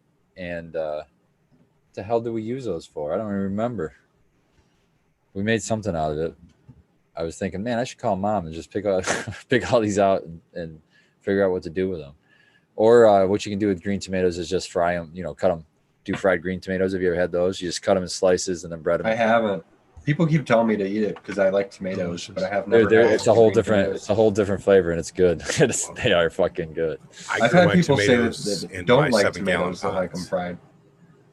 I grew my tomatoes this year in my 7-gallon pots with soil that I used a year ago. And so I transplanted into them. I put the same tomato cages that I used to use before I put the bed up. And my plants exploded, man. So I'm thinking with these greens at the end, I might just want to drop those on top of the soil and let them break down. And I might get some volunteers in the springtime or something. You know what I Yeah, mean? that's Definitely. exactly what I'm doing. That's exactly what I'm doing. I'm just gonna get down there and I'm just gonna let them I'll push all the plants down on top, and then Yeah. I started today in part of the other beds that have already been cleared out, and You know? so I just mowed the grass and I bagged it today. So I took and I was emptying the grass on the top to kind of put the blanket on the bed and put it to sleep for the fall. Very, very good advice for people. Oh, let's talk about the collecting of the leaves because that's coming up real quick. What can we do with those guys? Oh, Yeah, I know what I do. I with hit it. mine with a lawnmower, honestly. I have a bagger attachment on my lawnmower, and I pile up my leaves. And rather than bending over and picking them up 15 dozen times, I just plow over them 15 dozen times. Me too. And I bag them up. And then I take those shredded leaf clippings and I compost them. Well, I don't have a compost pile. I cold compost across my entire garden, and I just scatter. And believe it or not, within a season, there will be nothing left. I'll have bare ground, and I have to continue to do it. So I find there's nothing wrong with cold composting. I find that it saves carbon emissions from getting off into the atmosphere, being one added plus. So my backyard's not hot composting. While everybody else's are around me. So that just kind of saves one small low carbon footprint. But the other aspect is I'm just feeding all of my decomposers throughout my garden constantly, rather than trying to, compost is one of those things that, like, yeah, I mean, you can compost anything in any duration of time, but if you're trying to do it thermophilically, you're trying to do it, a bunch of different coal piles or something like that. If you're trying to do it for an exact reason or purpose, you can mess it up in a lot of different ways. So I try to, like, if I'm collecting all my material all year long, and it took me the entire year to like build this huge pile, and then I fuck it up somehow, I just wasted like basically that entire year, and it's all anaerobic nastiness or something like that, which probably could be amended and refixed and whatever. But for me, it's just scatter it and dust it around and let the decomposers take care of it. So that's kind of what I do. So I have a bunch of different piles everywhere, and then I'll use piles to like kill off areas of grass or something, and then I'll change it and I'll move it the next season. You know what I mean? Just kind of like reutilize the stuff and shake it around, grow out of it. And over time, Super awesome. I do the it'll same turn thing. into- I'll put the compost pile on an area I want to just kill the fucking grass, and then I'll move that compost, put it over top of a bed or whatever, and then I'll grow something where I killed In all that the grass. spot. Oh yeah. That's how I killed the grass. You know what I mean? To start a new bed, I just fucking compost in that spot. The year before, just compost the whole year before. And then when you move that compost there, I mean, you're cleared out. You don't have to dig up grass. You don't have to do any of that bullshit. And then you have a super awesome composted layer already waiting for you to plant into. I've been doing a lot of like no-till landscaping. So some of my first, my first work, was basically like landscaping, right? So cutting grass for neighbors and doing stuff like that. But like when I was young, I was like, I don't know, 7, 8 years old. I was pulling weeds for a neighbor. Maybe I was a little bit old. I was probably like 8 to 10 pulling weeds. Driveway weeds? Yeah, oh yeah, Rolling driveway around in weeds, them. backyard weeds. Definitely learned not to pull the flowers and which ones were flowers, which ones were weeds, and to get every single weed because he was a meticulous old man. And that was like, and then I started like kind of hustling with a little bit lawn jobs and stuff like that, and doing whatever else I could do with landscaping and things like that, helping people out, moving bricks and rocks and painting and staining. Anyways, got into it pretty early, just the love for plants and the love for just kind of like being gentle to the ones you want to keep around, and even being gentle to the ones you want to pull out, because if you're too rough with a weed and you leave the root in there, it's just going to keep growing back. So there's a certain way to pull a weed out and make sure you get the whole root out. There's a life lesson there somewhere, Red. I'm just not smart enough to articulate it. Yeah, the life lessons in there. You guys all got to pull it out because I'm too high to Y'all gotta pull it out. When Red said that he Trying to was a dictate who meticulous cares. old man, I thought that he was going somewhere else before he said man. So this is what kind of Yeah. blew my mind. I saw a program explaining like weeds, and it's just nature balancing itself. So the grounds where weeds tend to show up is not really suitable for other plants. The nutrition's not there. Most weeds, or what we call weeds, tend to have a real deep taproot that goes real, penetrates in through compacted soil and everything else.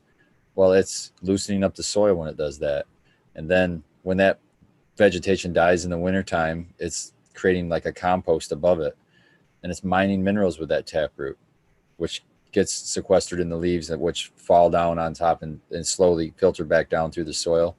Eventually, years and years of that happening with lots and lots of weeds, that, you know, rehabilitates the soil to make it a little bit richer. And now a weed won't even grow in there so much because it's getting too rich for it. You know, it won't sit in that. It needs that compacted soil to really thrive and to That's where outcompete I'm, other plants. And it was just, Mother Nature will just kind of reset on her own. So I'll it's let fucking my amazing. thistles. I'll let my thistles and some others kind of, they'll grow and they'll intertwine and they'll kind of come up as long as they're not really shading out some of the other crops. If there's enough room for them to go, I'll let them grow, because when I do pull them, it's like a big carrot comes out of the ground, and then you basically aerated your soil right there naturally. You didn't have to run an aerator through or anything. Pull out 5 or 6 thistles, boom, boom, boom, boom. There's 4 natural holes that just appear in the ground, and now your bugs and everything get a chance to just go crazy inside there, and everything starts moving around. Drop some leaf or grass clippings on that. Some new grass goes right down in there. You didn't even have to till it; tilled for you right naturally. I've got a monster, a daikon radish growing on one of my beds. I'm so excited about, just because when I pull that out, after I want to wait for a frost and pull it out, but I don't know. Maybe I'll leave it in. I don't know, because that'd be cool too to compost in there. But it's cool that, I mean, the foliage above it seems big, so I'm assuming what's below is big too. I got 2 horseradishes that I'm imagining are very similar, because the foliage is like dinosaur leaves. Like the leaves are like 3 feet long, or like, I don't know, real wide, and they're just huge, and they're massive plants. And I didn't think they were going to get that big, but I imagine the bulb underneath is going to be something along the lines of a daikon, because I don't know. That's just kind of what I'm imagining it to look like. Right. And horseradish is awesome, man. I love horseradish. You got to at least pull it out for the content, for the picture. Well, I have two, so I'll probably keep one, let it decompose and do its thing, and I don't know if it'll come back or not. But What I'll about probably pull the crimson other one. clover? What about that? So crimson clover is good to fix nitrogen, but it also gets tall.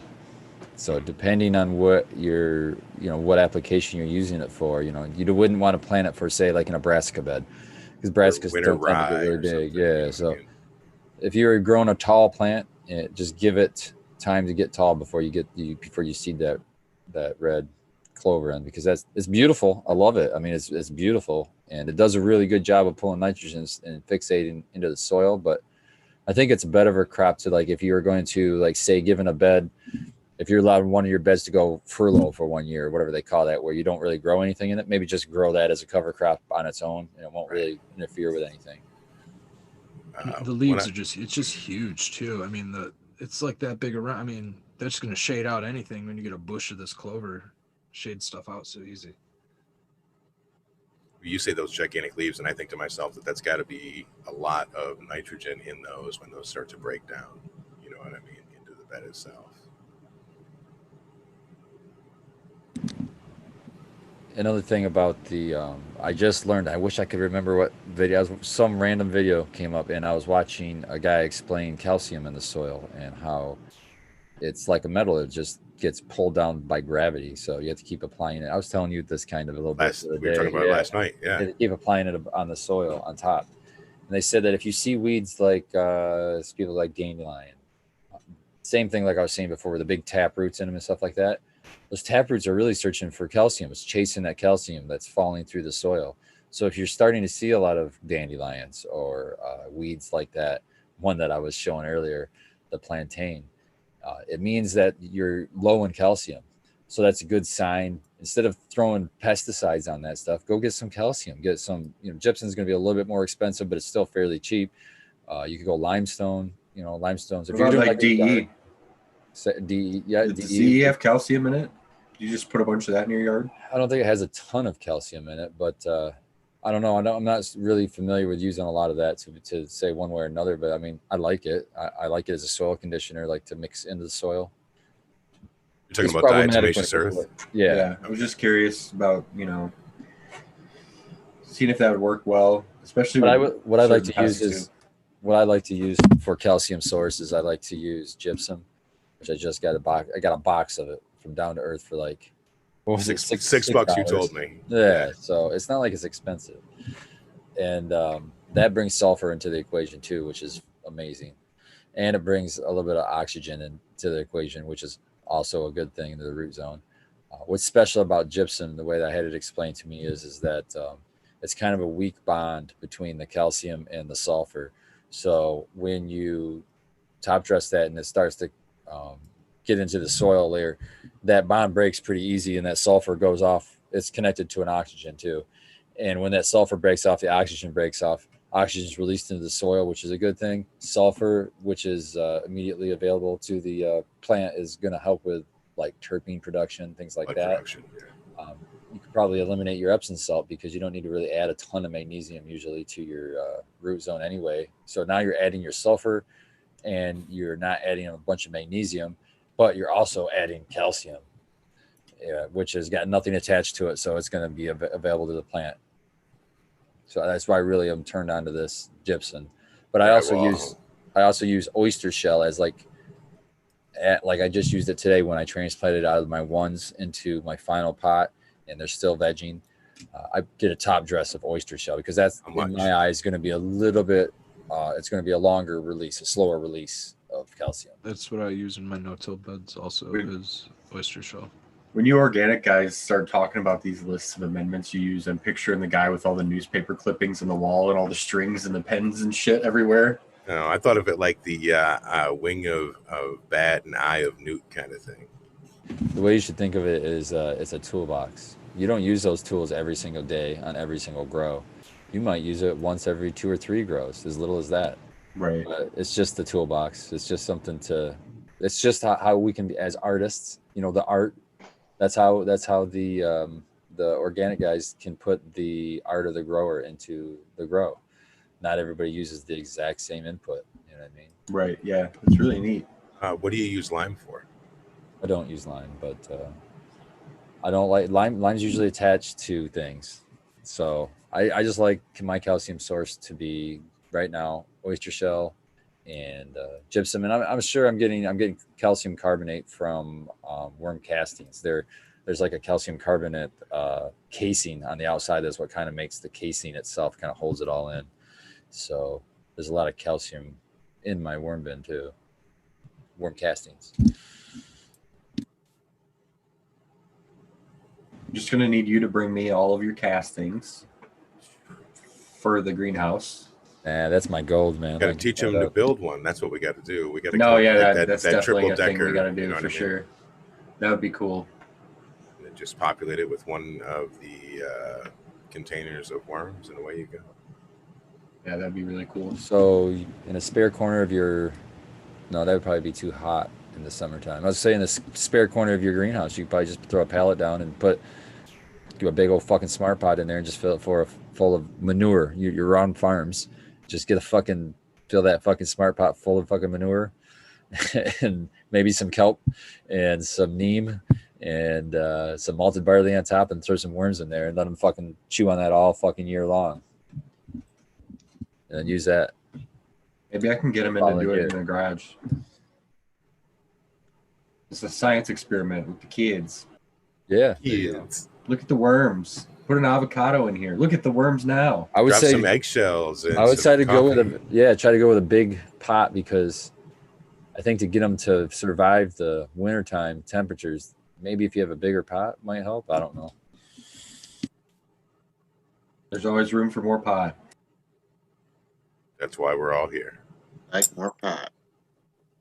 Cheers to Jack Greenstar. Jack says he's watching on his TV tonight because his wife's at work. Shout out to Jack. Lady Greenstock is out for the night. Jack is big pimping tonight. Fresh cuts down to do worms? That would be really cool to learn. really beneficial.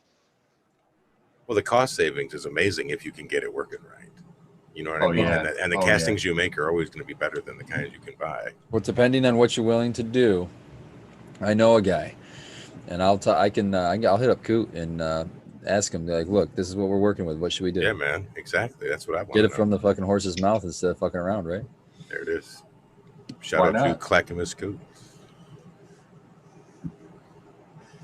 Always interested in learning the from the subject matter experts and everything that I'm learning for sure.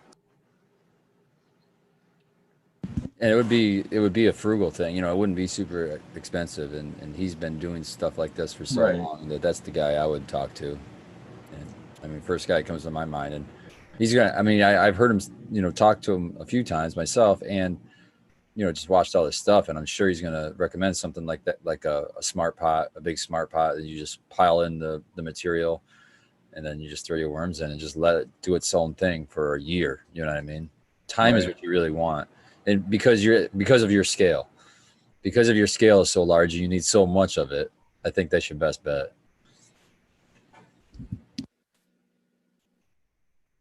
Fresh Cut says that it seems like it's less work than the fish. Probably is less for work real. than fish. I'm curious if they'd be good in the garage over like wintertime, or if they would have to be like in the basement or something. I don't know. The pallet, I think, is what's going to help you, right? That's the thing that I would ask. That's the kind of stuff I'd ask Coot on. You know, as far as the life cycle, I'm not strong on like the actual like what kind of temperatures, because does it, you know, that I don't know those things.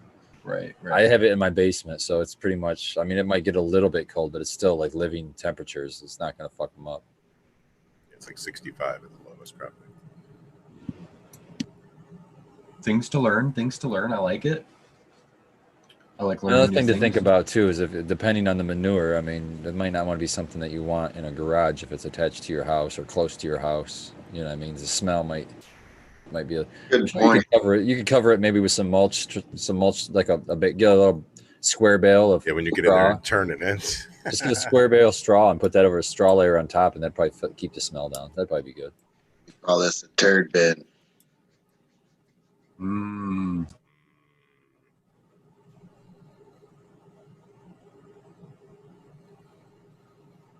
we got Jack in the chat giving advice. Amen. Very good. Yeah, Fresh Cut says all we need is another project. That's a good point. Yeah, but this is like a set it and forget it project. Those are always the best. It's like you do it one day and then you're done with it. You might have to monitor the moisture level. Maybe that might be the only thing you have to do. Then you can collect the leachate and all that other stuff too. Like Oki says in chat, I'm not going to try the last name, but cover it with bokashi. It's grower, Oki grower. Oh, wow. They hit you with that Cajun guy. Dang, Cajun stuff. Yeah, man. I wasn't going to attempt it either. I was going to say Oki. Me either. You got us all. We're too high. Yeah, the hash time got me. I better hash time it up again. I smoked a whole bowl of hash. And then Cushman's live resin. Nice. Shout out to Dab Smiths on that one. Yeah, Dab Smiths. It's really. Let me try to get a.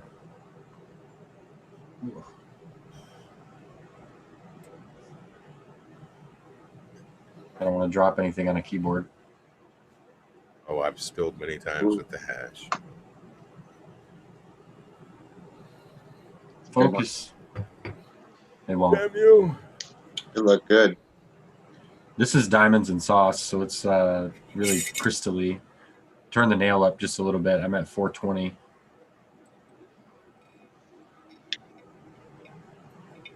I heard somebody talking about all the rage of the low tep dabs could be dangerous in that you're not combusting all the material and you're actually inhaling some pure terpenes, which could actually be damaging to your lungs. Have you guys heard anything about that?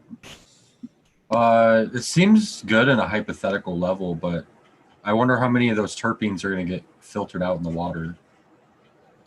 The thing I was thinking of is like, how could it be? I mean, wouldn't it be a liquid, the terpene itself, or a solid? It wouldn't be in a gaseous form. So how could you really inhale a pure terpene unless it could just like be somehow suspended in the air to be sucked through a? Yeah, I think the vapor would be, small molecules of liquid or small, whatever, portions of liquid floating in the air. But I think it would get caught in the water. Yeah. Seems Most like of the it might change terpenes, form.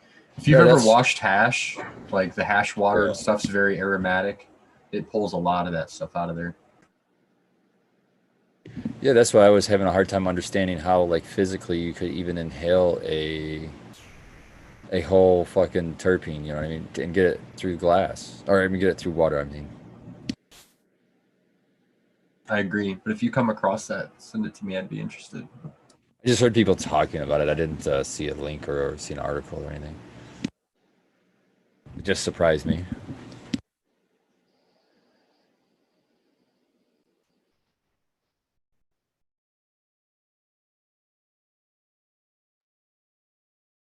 We lost Red. Uh-oh. The mob got him, dude. I thought you were coughing so hard you just blew him away. Sorry, dude. I'm just fucking with you, man. That was a big old dab he took. It's tough. If I had my mic on muted, I'm especially sorry. No, I didn't hear it.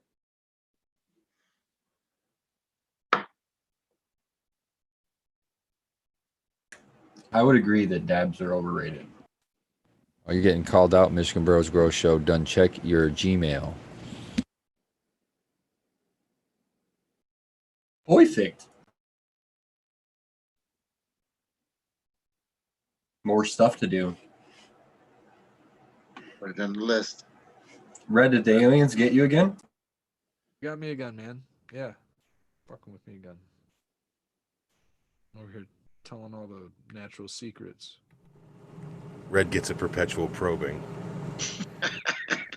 It's those RSO suppositories that were in chat earlier. Bring me up. Beam me up, Scotty. I bet those get you high as shit. So what I've heard about the suppositories, Pun intended. I think it was Scotty maybe was talking about that, Dude Grow. Somebody was talking about that. They said that like the high stops like here. Like you don't feel anything at all. You're totally clear-headed. You feel nothing at all in your head at all. What? But you just get like the buzz feeling in your body. It sounds strange to me, but hey, Sounds really I don't strange. Can't remember who made them, but shout out. I think the most clever suppository I've seen so far was the alien head, and it was like shaped like the alien head. Can we make you do it for science, Red? You know, like the Tell us where the Spikes on buzz the side. stops. I hope With I the- hope no, not no, like that. no, just like you know, like it's shaped like a little like, like the banana candy. Are you trying to like a mixed raindrop? fruit The candies. the Yeah. Sigourney Weaver alien, you know, with the Sigourney with, Weaver like, alien. scooping out. Yeah, there you yeah. I was thinking of her like actual stage name, but or her movie name, but it was Sigourney Weaver alien. That Broccoli and cheese, so Boofing. people are actually boofing THC. go. Yep, that's it Yep. going on. We're gonna try to get Red to do it for the show. Would that be the coconut oil? Well, I'm not doing a suppository live. He was like, wait a minute, what? Hold Not on. live. But we need to know where the buzz stops. If it stops Yeah. here, Yeah. it'd be interesting. Why am I the test cat? Just the tip. Well, you're willing to roll in driveway weed, so we put just figured you'd rosemary be the on one it. that would be down. We thought your boundless enthusiasm How do we go was from just that, rosemary to boundless. suppositories like that? Hey man, driveway weed. It's I'll a take gateway alien drug. funny abduction, things. Rosemary's the gateway drug to boofing weed, I'll dude. take the alien abduction. Okay, Oh, shit. Right on. Boofing. I'm actually quite curious. See, now you want to do it. Of the I'm alien sure we've had abduction. enough show donations that we could fund the purchase of a suppository for this sort of thing. It is show content, Yeah, we could probably get them done. Garlic cane. and I love garlic cane. This one is so slurricane that you would swear it wasn't garlic cane. That's weird. Yeah, Once you have that- something that's not super garlic. that's why I love it. That's why I love it. It's like, oh, something that's not garlic. That's sweet. Lost chat. It's free if you boof it. There it is.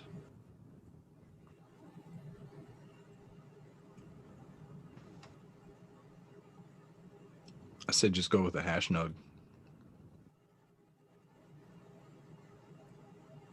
What, are you gonna be a hash eater?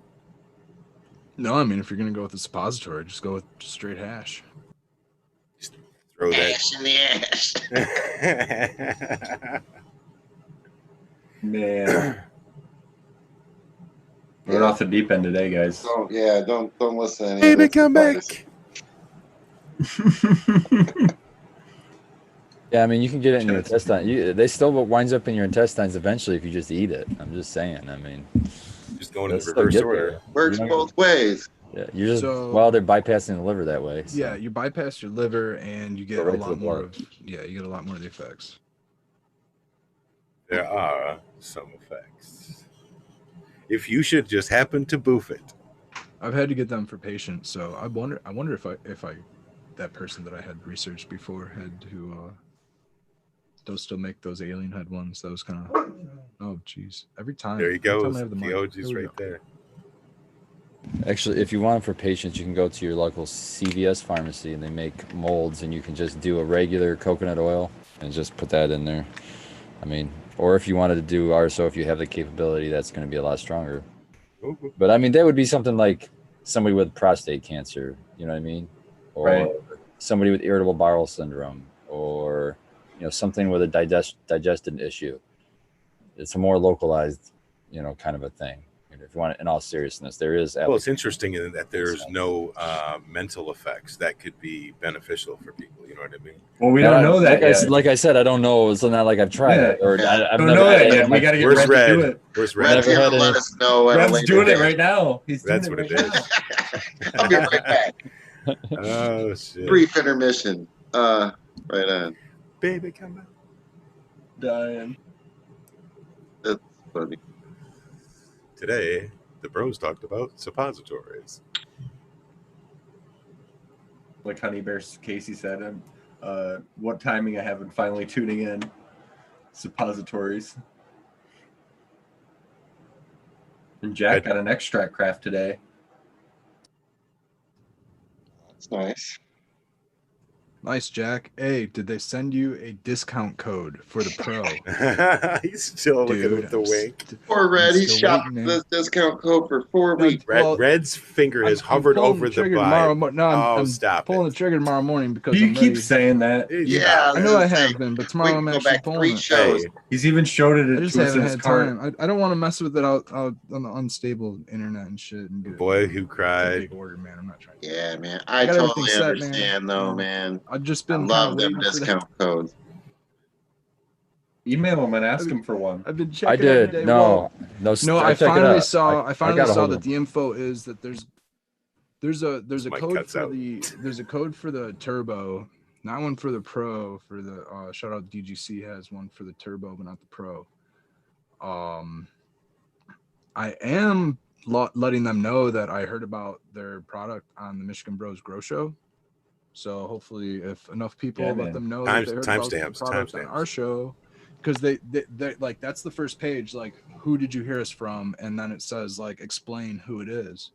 So I think that they're trying to maybe figure out some marketing, something like that. So anyway, YouTube is an option, and then you can put down who you hear it from. So if you do end up purchasing one, if you have heard from it from the show, put that on there. Maybe we can get a discount code in the future. But anyways, Red, you and Dro are running buddies. You guys are both running from the fucking buy now button. Yeah, they said like I finally caught the wind. It's going to be like Black Friday, and I can't wait till Black Friday because I'm going to try to process the crop that's outside. 7 units that they have left will go to the highest bidder. Yeah, man. So I'm not going to wait. So I'm just going to I'm not going to wait till that far along. I mean, that's Dan, that's your cue. You're gonna get the pro. The pro. That's the one that reclaims. I think they both reclaim. Do they? The It's a pro's size, got a right? bigger. Pro's the bigger. The Ito is big. The Ito Pro. That's the Okay. biggest one. I actually DM'd them on Instagram, and I said that this is Spartan Growing. I'm on a panelist weekly on these 3 shows. I do other shows. I recommend your product to a lot of people, and a lot of people get back to me asking for discount codes, and I don't have one. Is there any way? Do you guys have any discount code I can relay to people? They got back to me really quick on Instagram, which surprised the hell out of me. But they basically said, no, they don't do any discounts. The only discounts they'll do is 10% or I think it was 15% for Veterans. Veterans. Yep. Yeah, that's on the Ito also. So, which really surprised me because they usually don't discount that. And I know they have a Dude Grows code that, at least it used to work on the smaller unit, the Turbo Source Turbo. So that's shout out to Jack. He gave me an idea to reach out to him like that, but it didn't work. They didn't. But at the same Never time, hurts in being direct, man. it's still a product I'll recommend though, because I mean, I've just had really good luck with it. I used it yesterday. I'm going to probably use it as soon as we get done with the show. I'll probably start it up again. What's the price tag on that? So people listening at home don't It's have a sticker shock. Yeah, it's a huge price tag. I don't know. It's over $1,000, I think. I ordered It's a it. But, pricey unit. yeah, I waited for my tax returns to come back, and I just blew it on that one time. And how much was the turbo? 5? Dude, I got that super cheap when they launched it. They took a couple $100 off of it. So whatever it is now, Oh, nice. I got it for super. I think I might have paid $300 or $400 for it, I think. And you heard about it from DWC or DGC, right? Yeah, it could have been. It was they kind of did the rounds for the Grow Tube and the 420 Resistance show. Remember that? Tricky D. Oh, tricky. Yeah, man. They went on a couple. I think Pedro's show. They kind of did the rounds, and it was Dude Grows, I believe. So I couldn't tell you where I first heard it, but yeah.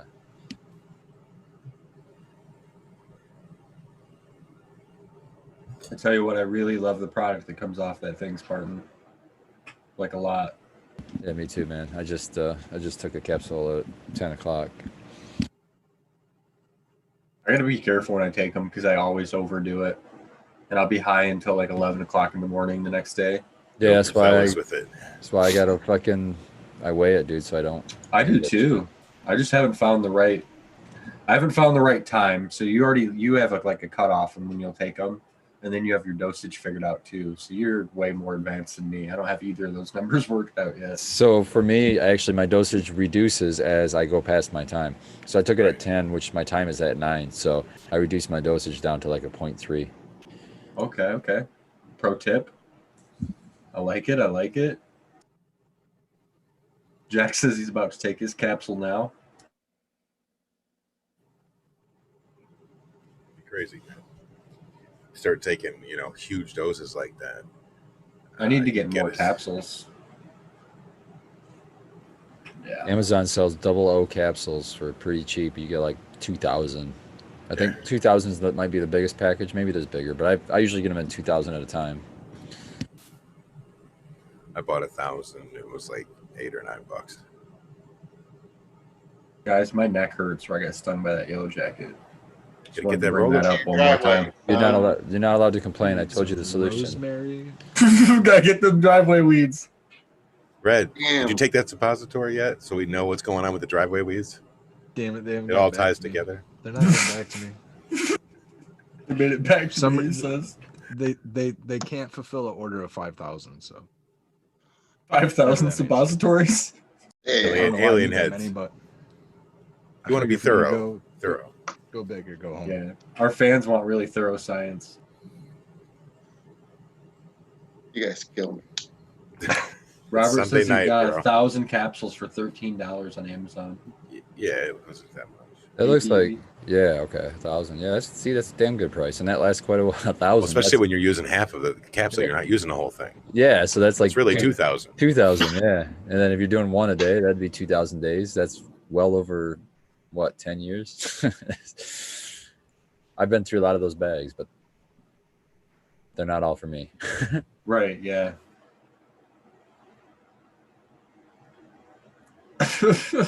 Next time. Next time, I dig it. What are you, a fucking Batman villain or something? The Riddler, dude. Yeah, man. Aldrich, we call it fecal around here. Call it cannabis oil. I call it FSO, FSO. full spectrum oil.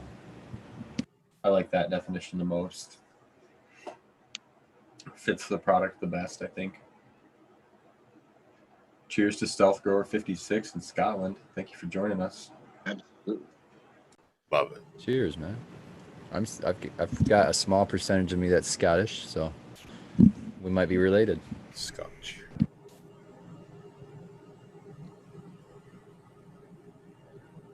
Oh, we got 5 minutes left, guys, and that's going to be a wrap for another week for this. What a Isn't great how night. fast Sundays roll around. Yeah, this went fast. We did a lot of good talking about the amendments, and it looked like I'm sitting on the bud, man. Sorry, it looks like I'm sitting on the floor. He's a foxtail. Floating head. I'm a foxtail. Somebody said that, and I got all self-conscious. Does that look What's like the it's a lady? foxtail? It's No, just the tip of a your bud. head. Just your head. I swear. Yeah, maybe it was a foxtail. I don't know. It's a cookies plant, so it could be. Look at he's all having a crisis over there. Fuck, now I gotta look tomorrow. No, I think it was good. And Jack says it actually feels like he's smoking with us, with y'all. I'm high as fuck, and you're on my TV next to me, near life size. Perfect. That's the trick, Jack. You got to get us on the 70-inch. Life-size Red Setter Farm is an experience. Boom. He's really an experience in real life. I do have a foxtail somewhere around here. You can't say that on the internet. Can't say foxtails on the internet? Sorry.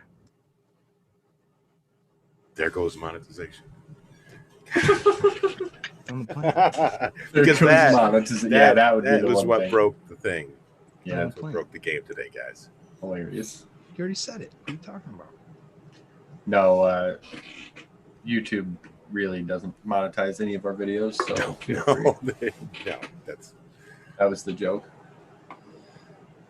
But shout out to Easy Swap Pots. Yeah, They're we a definitely. sponsor. Hey, talk about your little giveaway you guys got going on there. Oh yeah, I forgot. So yeah, Smash Cannabis sent me a Rainbird hose timer, so like you could turn on a hose and it would time out. It's a pretty neat little thing for an outdoor grow. And then I donated a 100-watt HLG V2 light, and then he also sent some auto seeds from Chef Anna with the pot. So yeah, look on our page, enter the giveaway. It's going in for 8 more days. So good luck. There's about 140 entrants so far. we got 168 people watching. So Dang, it's a lot of people watching us. I can't believe there's 160 people that want to sit here and watch us. I'm nervous. I know. dude, it's part of the Stoner Sunday lineup, man. It starts off with the growing with my fellow growers, and then you come over, you chill with us, you get off of here, you wait, and you catch eagle. You know what I mean? And then sometimes you get some future cannabis jumps off. Stoner Sunday, man. Yeah, the weekend's been pretty nice for that kind of stuff. And then Frugal Force will be coming back for Saturday. Fill that hole. That'd be nice. Remember, if you don't get enough of us now, you come back through tomorrow night, and hopefully I can talk Spartan into coming back on the late session again with us. Did late sesh? Late sesh. What time is that late sesh, guys? That is at 11 p.m. Eastern. Weird. I heard late sesh. You can get discounts on the Easy Swap Pots, easyswappots.com, code MBGS. If you guys like those things, they're pretty amazing. Purple Thumb asks if the show's over. Yes, Purple Thumb. We're going to roll into our final shout outs here, and then we'll get the heck out of here. And yes, Spartan, I have the genetic input sheet. I was trying to figure out quite how to read it, but I will figure it out, and I'll share it with you right after the show. Okay. Dankman Dan, where can everyone find you, sir? Hey. You can find me at Instagram at Dankman Dan. You can find me here Sunday nights with these fine fellas. Michigan Bros Grow Show. You can find me Thursday mornings, 6 a.m. for Wake and Bake with the Growskis, and maybe once in a while we can get some cool-ass guests on that want to toke down and start their day with us.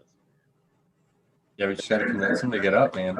Yeah, right on. And everybody seems to be happy once they get started. You know, even some of the hosts are kind of grumpy prior to the sequence show needs starting. a sufficient amount of soda for that. I have to smoke like 2 joints to be.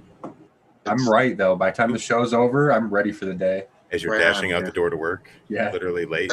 Yeah, literally late. Blame it on that damn fucking Growskis again. Yes, sir. What does the foxtail say? Sing it. Get your ass to work with that suppository. Perfect. Oh, geez, Spartan, where can everyone find you? Find me on Instagram or at Sequence's house.